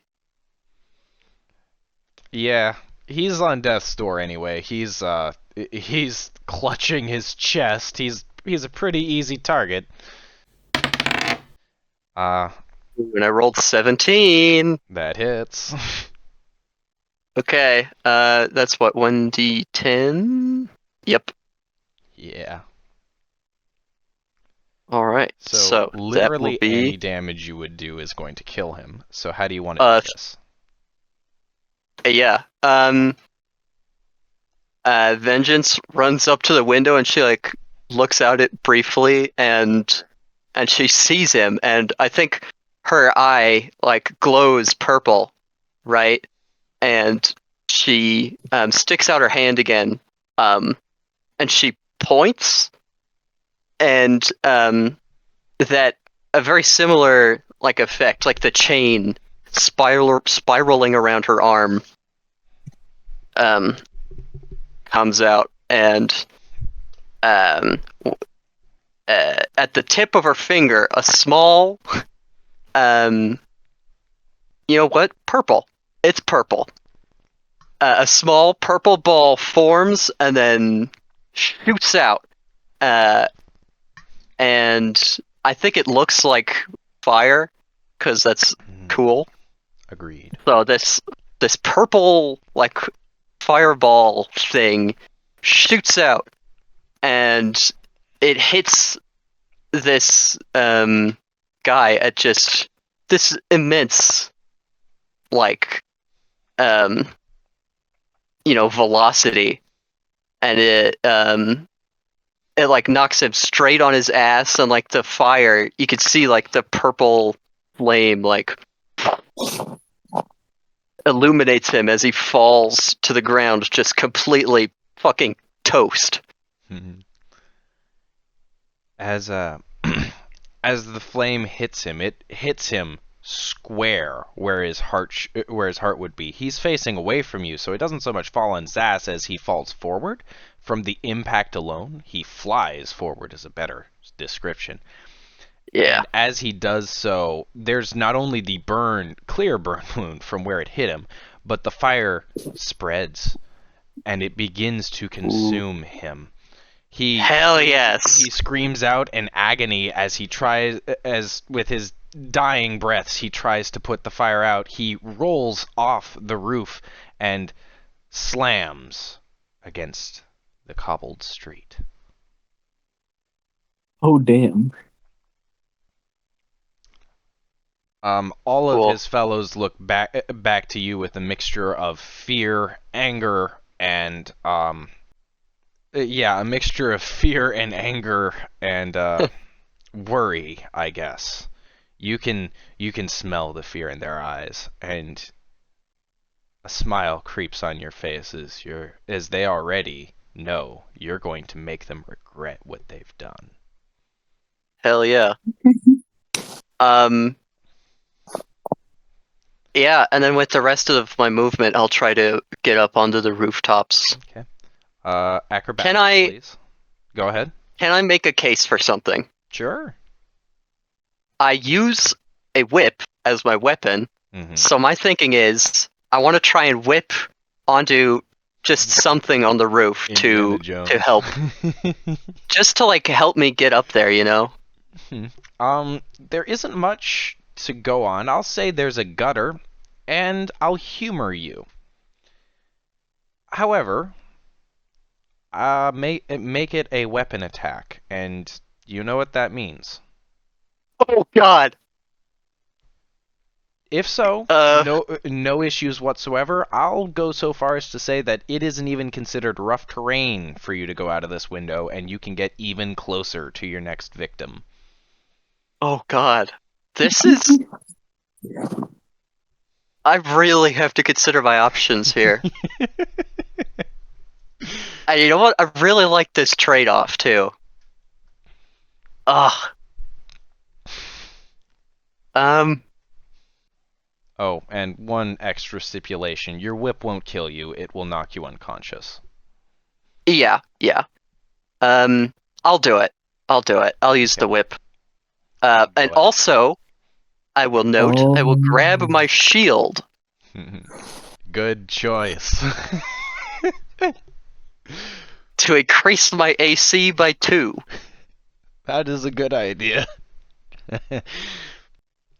Here, let me just write that in. And what is this? C21. Sorry, I just have to update my spreadsheet so that it includes my shield and my damage calculation. Mm-hmm. Okay, or in my AC. Oh god, please don't hit myself. Please. Oh, that's really not good. What is it? I rolled a 5. Okay, what's your plus? Oh. And then my charisma is +3, so that's an 8. I mean, it's a gunner, so how hard can it be to hit it, right? Oh god. I'm gonna Okay. knock myself out. Make a dexterity save. I'm not terrible at dex, thankfully, because I have to have some for my medium armor proficiency Mm-hmm. that I get from Hexblade, so a saving throw, you said? Mm-hmm. Oh, that's a 17. Okay. Okay. 17 plus So- 2, that's 19. What happens is you absolutely whip the gutter. However, you don't have a lot of experience with, whipping things. So what you think is a really good hold really isn't. Oh gosh. And it Oh gosh. basically unravels the moment you make this leap through the window. And Oh. you realize that's unfortunate. However, you're one of Moria's. chosen. No gravity's gonna fucking stop you. You slam into the into the tile floor, cracking tile as you go, skidding down the rooftop for a couple meters. A light Okay. flicker of flame following your path. Ooh. As the whip trails behind you and goes all the way off the roof entirely, you you you get that familiar sense of power again, and a part of your resolve hardens. Nothing is going to stop you, and you know it. I will say that was difficult terrain, so you can't get as close as you'd like. You can still get closer than you would have normally. Okay. Oh fuck, and I can't cast Armor of Agathis because I used my only spell slot on Hex. It's all good. Oh god. Oh, that makes it these bozos' turn, doesn't it? It does. Yeah. So first off, Spell Guy knows that he's next on the shit list. So he isn't going to bother trying to run out of range. He's going to run away, certainly. But but before he leaves, he's going to leave both of you with a parting gift. He is going to cast no. Cone of Cold. Oh no. Or, no, fuck, he doesn't know that spell. That's okay. That's okay. He's going to cast Oh my Ice god. Bolt. Okay. I was like, However, I know what Cone of Cold does. I've used it Yes. before as a DM. Oh god. Yeah, I wanted to use Cone of Cold, but then wait a minute, that's way too high a level of a spell. Yeah, really. These motherfuckers have cantrips, okay? Yeah. I have one level 1 spell slot. Yeah, Cold. They can trip. But what is going to happen is he is going to cast Ice Bolt. It is questionable which person he's gonna go after. Yeah. He does understand that you, Vengeance, look fucked up at this point. But his previous spell didn't really do that much to you. It definitely looked like a powerful fireball. He ain't gonna fuck with also, that. He is going to cast he's also Ray of angry Frost. at me, isn't he? Yeah, he's casting Ray of Frost on you, Bakhmi. Great. Oh That's what I fuck. If thought. I had used that, ugh. Nah. Okay. I know what I'm gonna do my next turn. Okay, so that is 4 cold damage. Um, Oh, that and just Who? hit? Okay. um, Me. wait, yeah, no, you're Okay. right. I do need to roll to hit. Though that's my bad. Yeah, I was gonna say Yeah. what? Unfortunately, I'm pretty sure an 18 beats your armor class. Yeah, that is true. That does beat my armor class. So 4 damage. And your movement speed is going to be reduced by 10 feet. Oh. After that, he's going to attempt to get away. Noticeably, the guy with the chisel doesn't fucking stop. He's booking it. He's at the very edge of your range. Vengeance. Or Okay. comparatively, you won't have a clear shot at the rate he's going. Okay. So farther than 15 feet is what I'm hearing. Yes, much farther than 15 feet. Okay, that's unfortunately out of my whip range, but within my Eldritch Blast range. True. However, you have other issues. Uh, Getting in between their mage and you, this dude who's kind of trembling, he didn't exactly want that to have anything to do with this, but he's going to nonetheless protect the people that need to be protected. And this dude is going to draw a pair of daggers. Knowing full well that this is a terrible idea, he's going to chuck one at you and attempt to get out of your range, assuming you survive. But he is going to Okay, chuck one at you. Um, that is a ranged attack. Okay, please well, roll bad. Please roll bad. he did roll bad. Yes. Is it lower than 15? Yes, by far. Cool. So he chucks the first dagger, he misses. He's gonna say fuck it and chuck the second dagger. Uh, and he rolled even worse. So both of his daggers go way off. Mostly because he's afraid. You can smell how afraid he is. He tried to attack. He's still going to be in between you and the mage, but he is going to provoke an attack of opportunity as he attempts to flee. Okay. From both of us, or Just the person with the melee attack, unfortunately. Okay. That is a 14 to hit. Ooh, just misses. Oh fuck. I'm I'm dead. I'm done. That knocks me out. No, wait. I will still roll it as if I roll a 1, then it'll do no damage if it's halved, and I'll survive. God, please. Please. No, I rolled a 4. Oh, as you do so, your whip cracks, arcs, and you thought you had it. You just missed. He fucking ducked. That bastard ducked. You think to Ugh. yourself as the whip winds its way around. You pulled it back to try and deal more damage, but now you see it coming towards you. But you have a moment of clarity. Just a moment of truth. And instinctively, you raise your shield and block all the damage. You're in Oh, this. thank, thank you, gracious DM. Thank you. And you know what sucks? Yeah. If instead of Hex, if I had used Hexblade's Curse, my Mhm. subclass feature, Mhm. I just read it again. You heal if you kill the target of your curse. You fucking heal. I wouldn't be at 1 HP if I just used Hexblade's Curse. It's okay. We're So learning now, combat. Come on, these are literally bandits, like okay, basically bandits.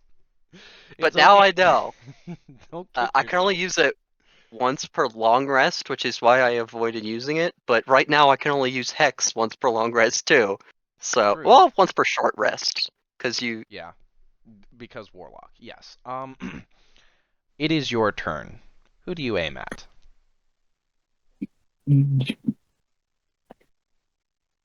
You know exactly who I'm aiming at. The maid? Same guy. Mm. Yep. Okay. 15. Hit. 7 damage. Alright. How do you want to do this? Headshot. So you see this fucker. He's already getting ready to cast another spell. And he's pointing it at you. Um, your eye glows purple. What's the max damage you can roll? The max damage I can roll is 8, and I rolled 1 less. So you deal 8 damage. And also you should be adding your dex, so it should be more than 8, actually. Oh, really? Add your dex to a bow. I am adding my dex. The max I can roll Yeah. is the max I can roll is 6. The max Oh, damage yeah, I you're can right. do is 8. D6, not a D8. I keep thinking longbow, my bad. I'm stupid. Yeah. It's not a longer yet. No. 1d6 plus But 2. you do in this case, your special little feature is that when you are in pursuit of a target that hell has marked, that Moria has marked, occasionally, pretty much at my discretion, but I will always take arguments for such things. You can just roll max damage sometimes. That's a thing that you can do. Awesome. All right, I'm going to add this with to my this bow. traits and features as Please Moria's Blessing. Yes, that is a perfect name for this. I'll do a similar thing, actually. It's not going to be every hit. However, Right. especially if the target has wronged you, I'm very open to hurting them back for you. Yes, so you said headshot. When you shoot Yes. them, you shoot the motherfucker in the eye. And they gasp, but something happens. They just can't scream. They you think you see, it's dark, so it's hard to see, but you think you see some blood trickle down the side of their face as they stumble back, their spell clearly failing. As they stumble back, and where the arrow hit, it lights on fire. What color fire do you want? What's the color of your vengeance? Ooh. It's that same lavender color in my eye. It almost smells like lavender in a morbidly poetic sense. It's calming a little. As you see the perpetrator of your harm come to justice, it feels satisfying.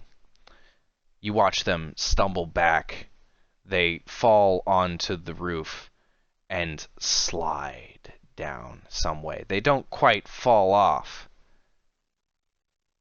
until a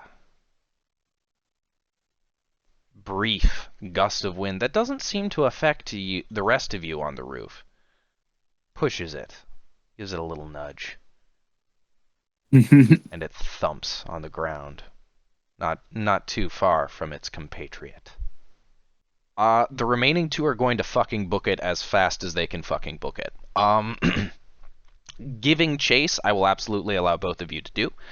However, every time you make an attack, they will get further away, and otherwise trying to keep up with them is going to require DC 10 athletics.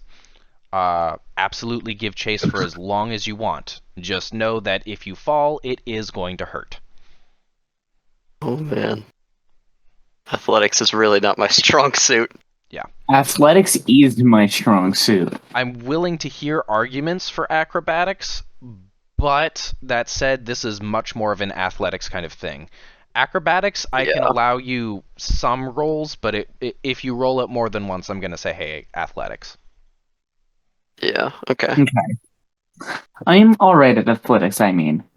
Okay. Uh, it's not exactly a weak suit, but yeah, we'll give chase as long as we can. At least I will. Okay. Are you ever going to fire a shot? Definitely. Okay. How about you, Vengeance? I mean, Kind of in a bad spot, honestly. yeah, I'll use my Hexblade's Curse and Eldritch Blast to try and pick them off. But once they get out of the range of that, I think I'll just try to go back to the room. Realistically, I'll give you one attack roll. Not on the guy with the chisel, but the guy who threw daggers at you. Okay, that's good enough for me. Yeah. Like I would, but I'm at 1 HP, you know? Yeah. Level 1 be like. Speaking of, whose turn is it? The Aspen just went, so it's your turn. Nice. Okay, well I'll do exactly that. As a bonus action, I will activate my Hexblade's Curse. So choose one creature you can see within 30 feet. Am I within 30 feet? Not quite. You can use your movement to get there. I won't make you roll a Okay, save because you're not getting off this roof. sure. Okay. So yeah, that's my movement then, and then I'll choose the dagger guy as my target. I think, yeah, okay. So, I think what this is I run to the edge of the roof, and I sort of like narrow my eyes a little, and I maybe mutter something under my breath, and then this purple, like dark purple smoke, uh, like starts swirling around him. Um, You can hear him scream in terror. yeah, I like the look of that. Okay, and then is it concentration? No, thank God. That would be fucked up if they gave you all these concentration spells as the Hexblade, and then they also made it so your main ability is Man. concentration. I don't think it is, so I would have written it down otherwise. Okay. Ooh, and I can add my proficiency bonus to damage rolls against the cursed target. Okay, That's nice. so I will roll to hit with Eldritch Blast. Go ahead. That's a 17. That hits. Oh no, wait, that would be 19 actually. Yes. Sorry, yeah. So then that's D10 force damage. I rolled a 9. Damn. That'll fuck him up. Oh wait, I need to add my proficiency bonus. So that's 11. Yeah, 11. Yeah. Oh, he did not like that. You whip him hard enough that he's gashed pretty bad like the last guy. You catch a glimpse of something white. You might have cut as deep as bone. Oh my God. He didn't enjoy that. He falls to the ground. On pure adrenaline alone, he gets back up and continues to book it, but he is terrified. Okay. And I heal 4 damage. Yeah? So now I'm back up to half health. You wipe the blood off your chin. Breathe. Oh wait. I've got an idea. Go I ahead. think so. I shoot Eldritch Blast, as before. It's like the purple fireball. Mhm. It hits him and he burns, and then the smoke, right? That smoke from my Hexblade's curse, it Engulfs him. it floats back over to me, and I stick out my right arm, and as I do, the smoke. Oh, and I'm not wearing my coat right now, so I can explain this.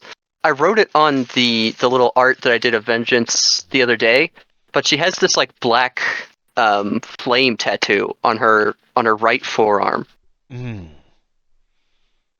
So she sticks out her arm, and the black smoke like floats back to her, and it like gets absorbed into that black flame tattoo, And it glows. and the vitality Yeah. pulses through her body, and I think like some of her, I think like the the like the burn marks, they like fade a little, and the place where she hit herself with her whip like closes up a little. Begins to scab over Sorry. for sure. The bleeding stops. Yeah. I just wanted to describe how that looked, because it's a cool feature of my subclass. As you do so, behind you, you hear a shout. It's a familiar voice saying, "Over there!" And from both your window and the one next to you, you see Kazue, Travast, and the captain. They all three are looking to what's going on, and Okay. they seem to be trying to come to your aid. They are getting onto the roof themselves. Okay, yeah, as they get up here, then I'll like point in the direction, and I'll be like, they went that way. Just to, help them out. Mm. And with that, they'll all look that way. Most of them aren't exactly in armor at this point, for what it's worth, nor are you. But Yeah. I'm literally just rocking it out here in my fucking, like, my white your chest bandages. wrap. Yeah. Hey, I'm still wearing existence on my body. Yes, you are. I mean, to be fair, you can't take off your armor. Yeah, like Exactly. the floor here is made of floor. Yeah. The body is I made am of body. But yeah, they are all trying to get onto the roof. Seeing you say they went that way, they'll all kind of nod, but none of them look especially dexterous. You will notice that Travast, he, compared to the others, he seems much more dexterous than the others. However, he seems immediately more concerned with your wounds and immediately begins assessing them. However, Bakhmi, it is your turn. Yeah. What do you want to do? Oh, you know exactly what I'm doing. Leroy! Yes. Alright. You gonna attempt to get the guy that Vengeance hit? Or are you going for the guy with the chisel? Guy with the chisel's further away. I gotta go for him before he gets away. Fair enough. Roll to hit. However, at this point, that particular target he's got half cover, so that's going to be +4 to his armor class. Just letting you know. Nat 20. Oh my god! You roll max damage. Don't roll for damage. You crit! Roll max. What is your max? That's 12? 8 is my max, but because Well, I yes, crit, 8, wouldn't that but, be... you roll Wouldn't twice as that many be... dice whenever you crit. Yeah. Okay, so that So, would be 12 plus... No, 14 oh, is what I I would roll exact. I would hit for 14 damage. You don't double your modifiers. Yeah, that's correct. So wouldn't it be 12? Because that's 6 plus 6 is 12. Oh, wait, no, you're right, 14. 6 Absolutely. plus 2. Plus 2. So that is exactly 14 damage. Okay, how do you want to do this? Oh man, Because that's one hell of I a just shot. I freaking. Oh, what am I gonna do? I am gonna go. Yeah, I like the eye shot from last time, so I just draw back and let it fly right for his eye. You breathe in and you breathe out. He isn't looking at you right now, but you close your eyes and loose the arrow, and you can imagine him looking back to you. And when you open them, all in fractions of a second, you see him turn back. He thinks he's safe. The arrow whizzes by the other one running away, who notices it and looks at it with fear. Time seems so slow as the arrow floats closer towards your target. You can't see his eyes at this distance, but you can feel his eyes widening with horror as the shot draws nearer and nearer. He starts to try and turn away, but it looks like he's locked, like he's paralyzed almost. The arrow glides over rooftops. You can almost feel its feathers in the wind. And moments before it hits its target, it lights on fire. The last agonizing moments of your target appear to be painful. You can hear the thud from here, from where he fell off the roof.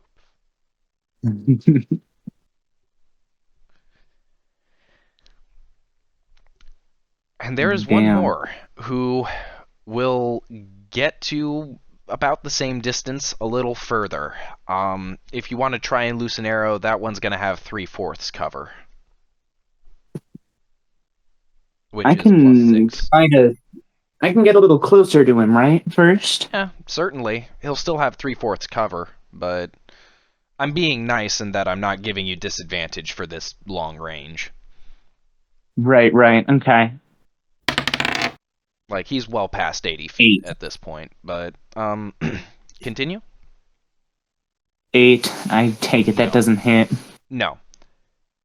This time, you try doing the same thing, but the arrow thuds harmlessly far off target. It still lights on fire, of course, but only for a moment. That still scares the shit out of the guy, because while it was off considerably, I mean, it was still there. Mostly what interrupted you was this time you kind of got a memory. That last arrow loosing kind of reminded you you very much remember archery and are you feel like you were proficient with it, and it feels wrong to close your eyes again, and that kind of interrupts your train of thinking. But you do kind of wander off a little bit in thought, wondering where that came from. All of that said, the last one gets away at this point.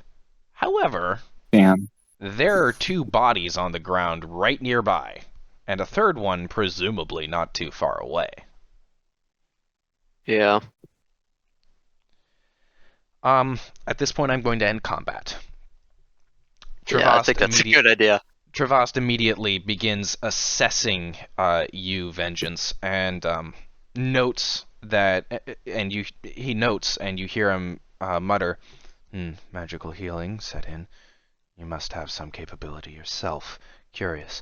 And he assesses all of your wounds, everything from your stature and posture to your speech, it seems. He makes notes and mutters to himself along the way. Yeah, I'll just say to him, yeah, I've got some magical healing courtesy of Moria. Azue, seeing that his companion is focused on vengeance, will give a curt but respectful nod towards you, Vengeance, and will go and assess the condition of Bakhmi.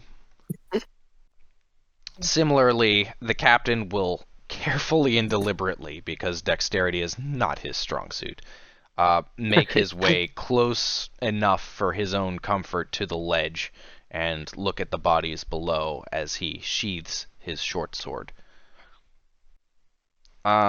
Yeah, so with that, okay.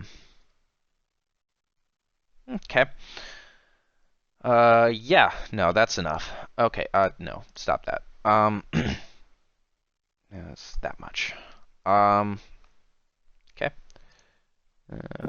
4 points of healing for you, Vengeance, because a medicine kit is used on you. Oh, cool, that brings me back up to full. Yeah, unfortunately, that was very low healing for Travast, but you know, it's the way it is. Um, Meanwhile, you, Bakhmi, you are assessed by Kazue, and he says, "Only cowards fight in the night. It's a shame to see it, but it seems like you handled yourself well."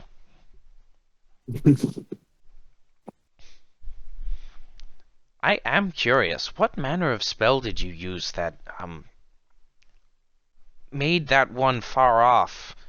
There was some fire to it. Do I have any idea? You got a very strong feeling, but not other than that. Like, it felt good to exact vengeance. Um, yeah. So I have no idea why it caught on fire, is what I'm hearing. Absolutely none. Awesome. Well, I'll tell as much. I don't know. I did not pass anything. Well, unmistakably, you are blessed. And with that, I will reasonably say that, hmm, yeah, heal yourself 4 hit points, please. That will also put me back at full. I took 4 damage. Well, that works out. um, at this point, the captain's going to walk over to you, Vengeance, and say, "What do you make of this?" Um, I I think one of them had a hammer and chisel, if I remember right. So my best guess is they were after my friend's eyes there. The captain will glance over at Bakhmi and kind of think about it and nod. Hmm. Thieves. I wonder if this has any connection to the figure that you saw. Hmm. I don't know. I mean, it's more than possible, but I just don't know. Regardless, if there are thieves here, there are thieves everywhere. It's always disappointing when a town has thieves. And, he will shake his head. I'll make sure the guard are okay. Wouldn't be the first time thieves have tried to kill someone to get something they want. Mm-hmm. And he will stumble his way back through the window. Um, Kazue will After seeing that you appear to be in tip-top shape, Bakhmi, he will say, well, all's well that ends well, I suppose, but we will have to track down these infidels and show them the light. For once, I agree with you. Hmm. He shakes his head. Not all thieves steal because they are evil. Some do it because they're hungry. What were they trying to I steal? My eyes. Hmm. Well, I don't want to agree with you. Perhaps killing them isn't the best answer, but you did it in self-defense. He will begrudgingly admit as he passes by you, Vengeance, and also goes to the window. sure. I'll say to him, "Hey, I don't kill without a good reason, all right?" Asmodeus says the same thing. Well, he's like my great great grandfather or something, so guess it runs in the family. He'll shoot you a look. That's kind of a joke. Um, I don't know if you've heard of those where you're from. Maybe Pelor isn't like big Oh, into the comedy thing. I he understand. he walks through the window. He doesn't acknowledge you at this point. For what it's worth, Travast is smiling deviously. I like Travast. He's cool. He gets me.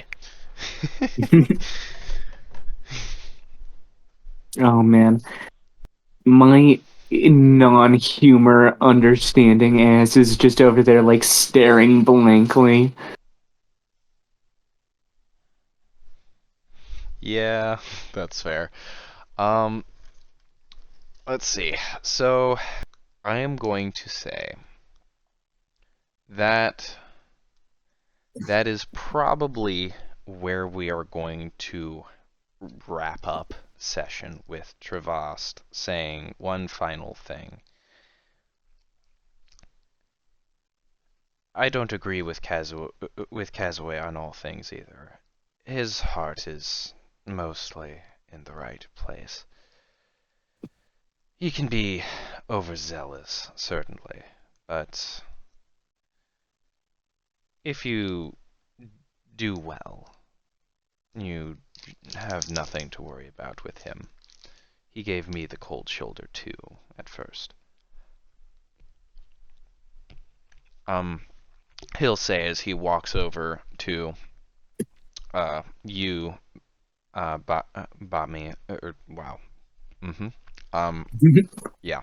He walks over to you and he says, and he kind of looks you up and down, sighs, and says, well, there's nothing I can do for you, even if I wanted to. Though it seems you're in working order, at least. I feel fine.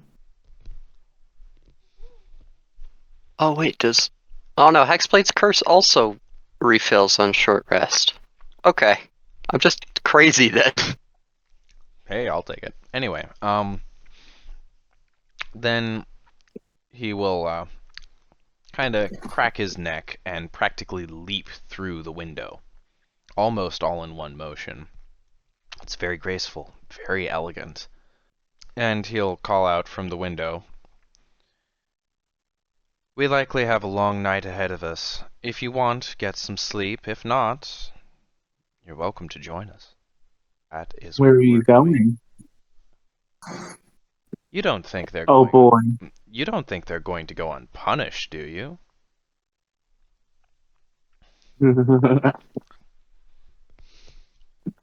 Whatever constitutes a smile on my face is what is on it. Absolutely. Okay. So, with the remaining time we have, um, I'm going to say, here's how we're going to do this. If you want, I can start, but I, as the DM, am going to say my favorite thing that Rose did, my favorite thing that Aspen did, and my favorite thing overall slash that I did since I'm the GM. But it can be my favorite thing overall. Um, and then you guys are going to say your favorite thing that the other did and the favorite thing that you had overall. If we had more players, you'd go around for each player and say your favorite thing overall. But since it's us three, it's pretty easy. Would anyone like to start, or do you want me to? I don't know. You should probably start just to give us an example. Sure. So, it was an eventful first session. I would say there were a lot of really fun moments, but my favorite thing that Aspen did was that crit. I loved bouncing off of Aspen and making something really fucking cool. My Yeah. favorite thing that Rose did for the combat. Again, I'm focusing a lot on the combat, but that was really sick. I mean, it was great combat.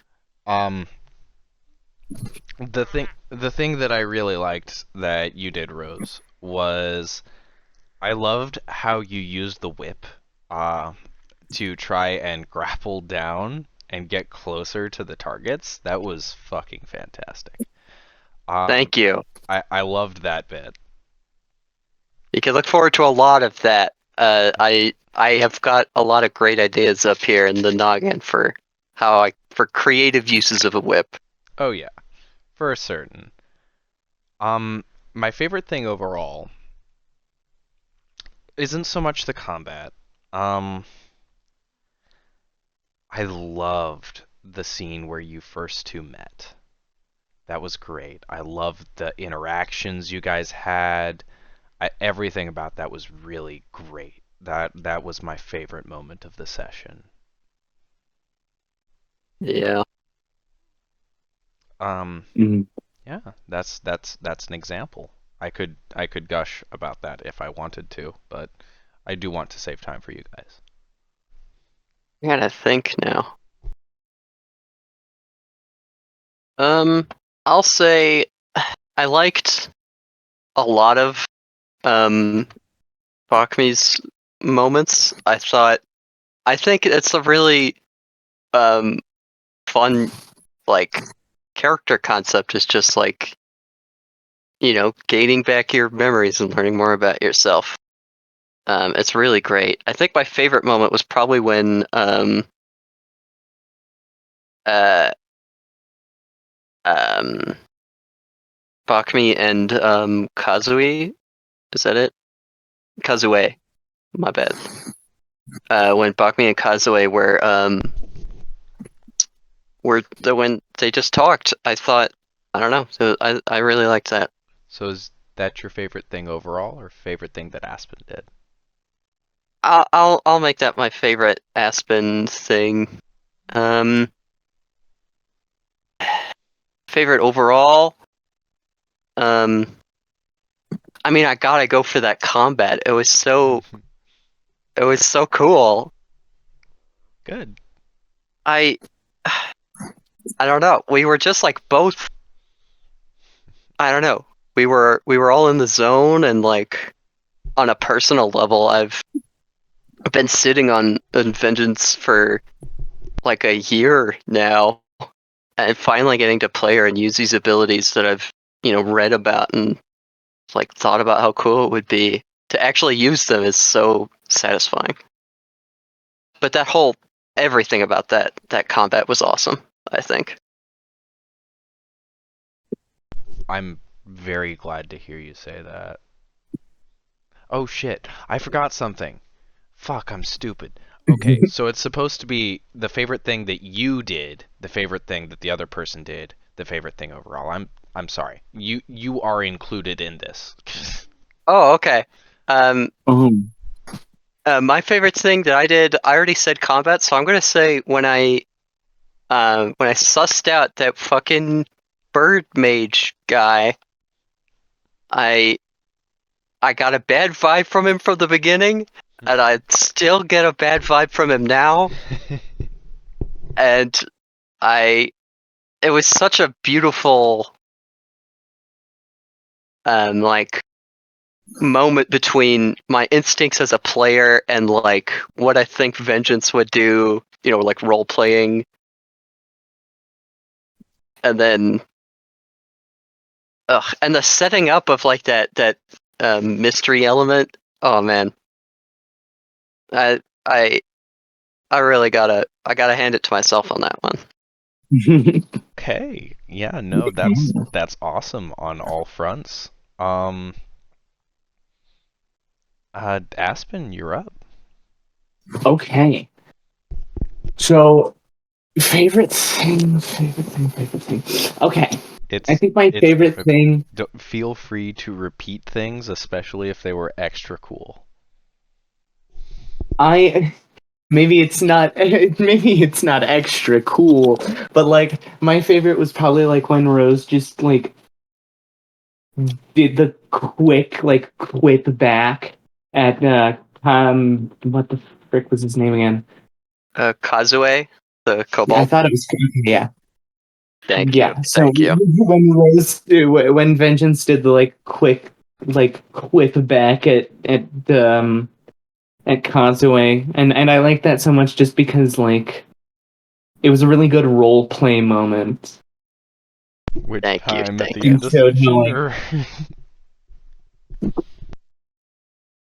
but like Oh yeah, I guess I I did like two. yeah, I did no, you one. were spicy a lot. I did yeah one yeah when we first met, and I did one right after the combat. Yeah. yeah, and I liked both of those, especially Oh well. um The one after combat, yeah.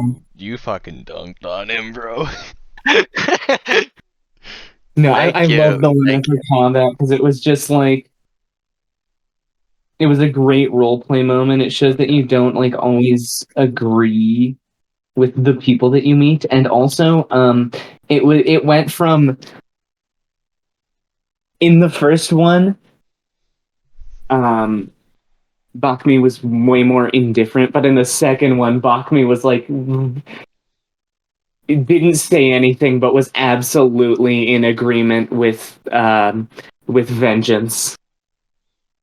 Love to see it. It's Love to see the characters growing together. Oh man, so cool. I I think the best like moment of overall was the combat. That was just amazing, and just how it played out. Mhm.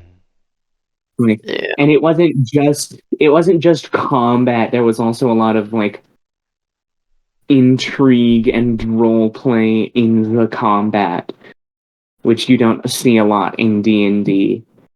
And like for because 5e combat as to can get stale sometimes, so that was like very nice just how invigorating and cool that one combat was. And then favorite thing I did,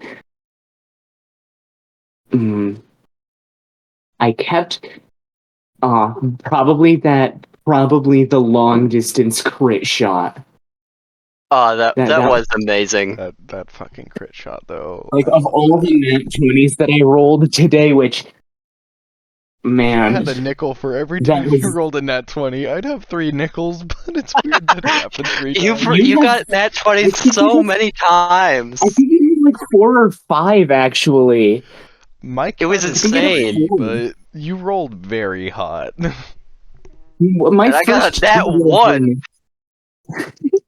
my first 2 rolls were nat 20, and then I got another one for the religion thing, and then another one. So you'd have 4 nickels. You'd have 20 cents actually. Can I just say, thank God my nat 1 was in just like falling onto some bread and not in combat. Yeah. Oh my God, can you Yeah. imagine? Yeah. Yeah, I can't imagine. I, like, literally, if it had gone any worse, I Yeah. would have passed You out, were and I should living have. on the fucking edge, bro. I really should have went unconscious a couple times, but the gracious DM. This is a power fantasy, Gracious first off. being did not want I to. want to make you guys feel cool even at level 1. I just want to remind you that Yeah. you are level 1, which I'd say I did that. Yeah.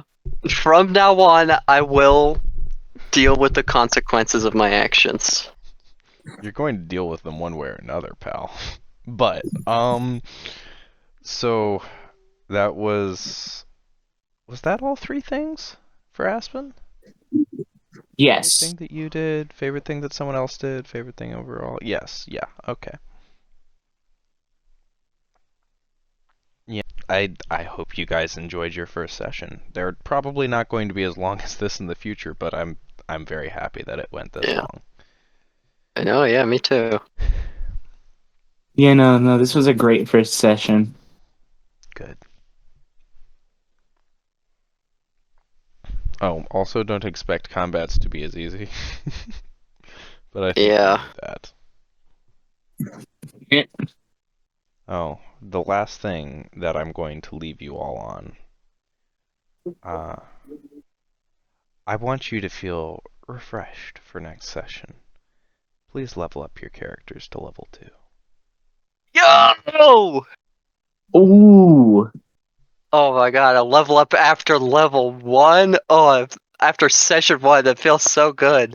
Yum, yum, yum. Level ups won't usually be given to you, okay? But first off, you earned it. Like, this was a long session. There were a lot of social encounters, but those count in my book. The combat wasn't especially tough, but I feel it pushed you over the edge. Oh, I get a whole bunch of stuff. I get another spell slot. I get to learn a new spell. Give you plenty Oh, of and I get homework. invocations. hmm It's gonna give you plenty of homework, the both of you, for our next session. So, have fun.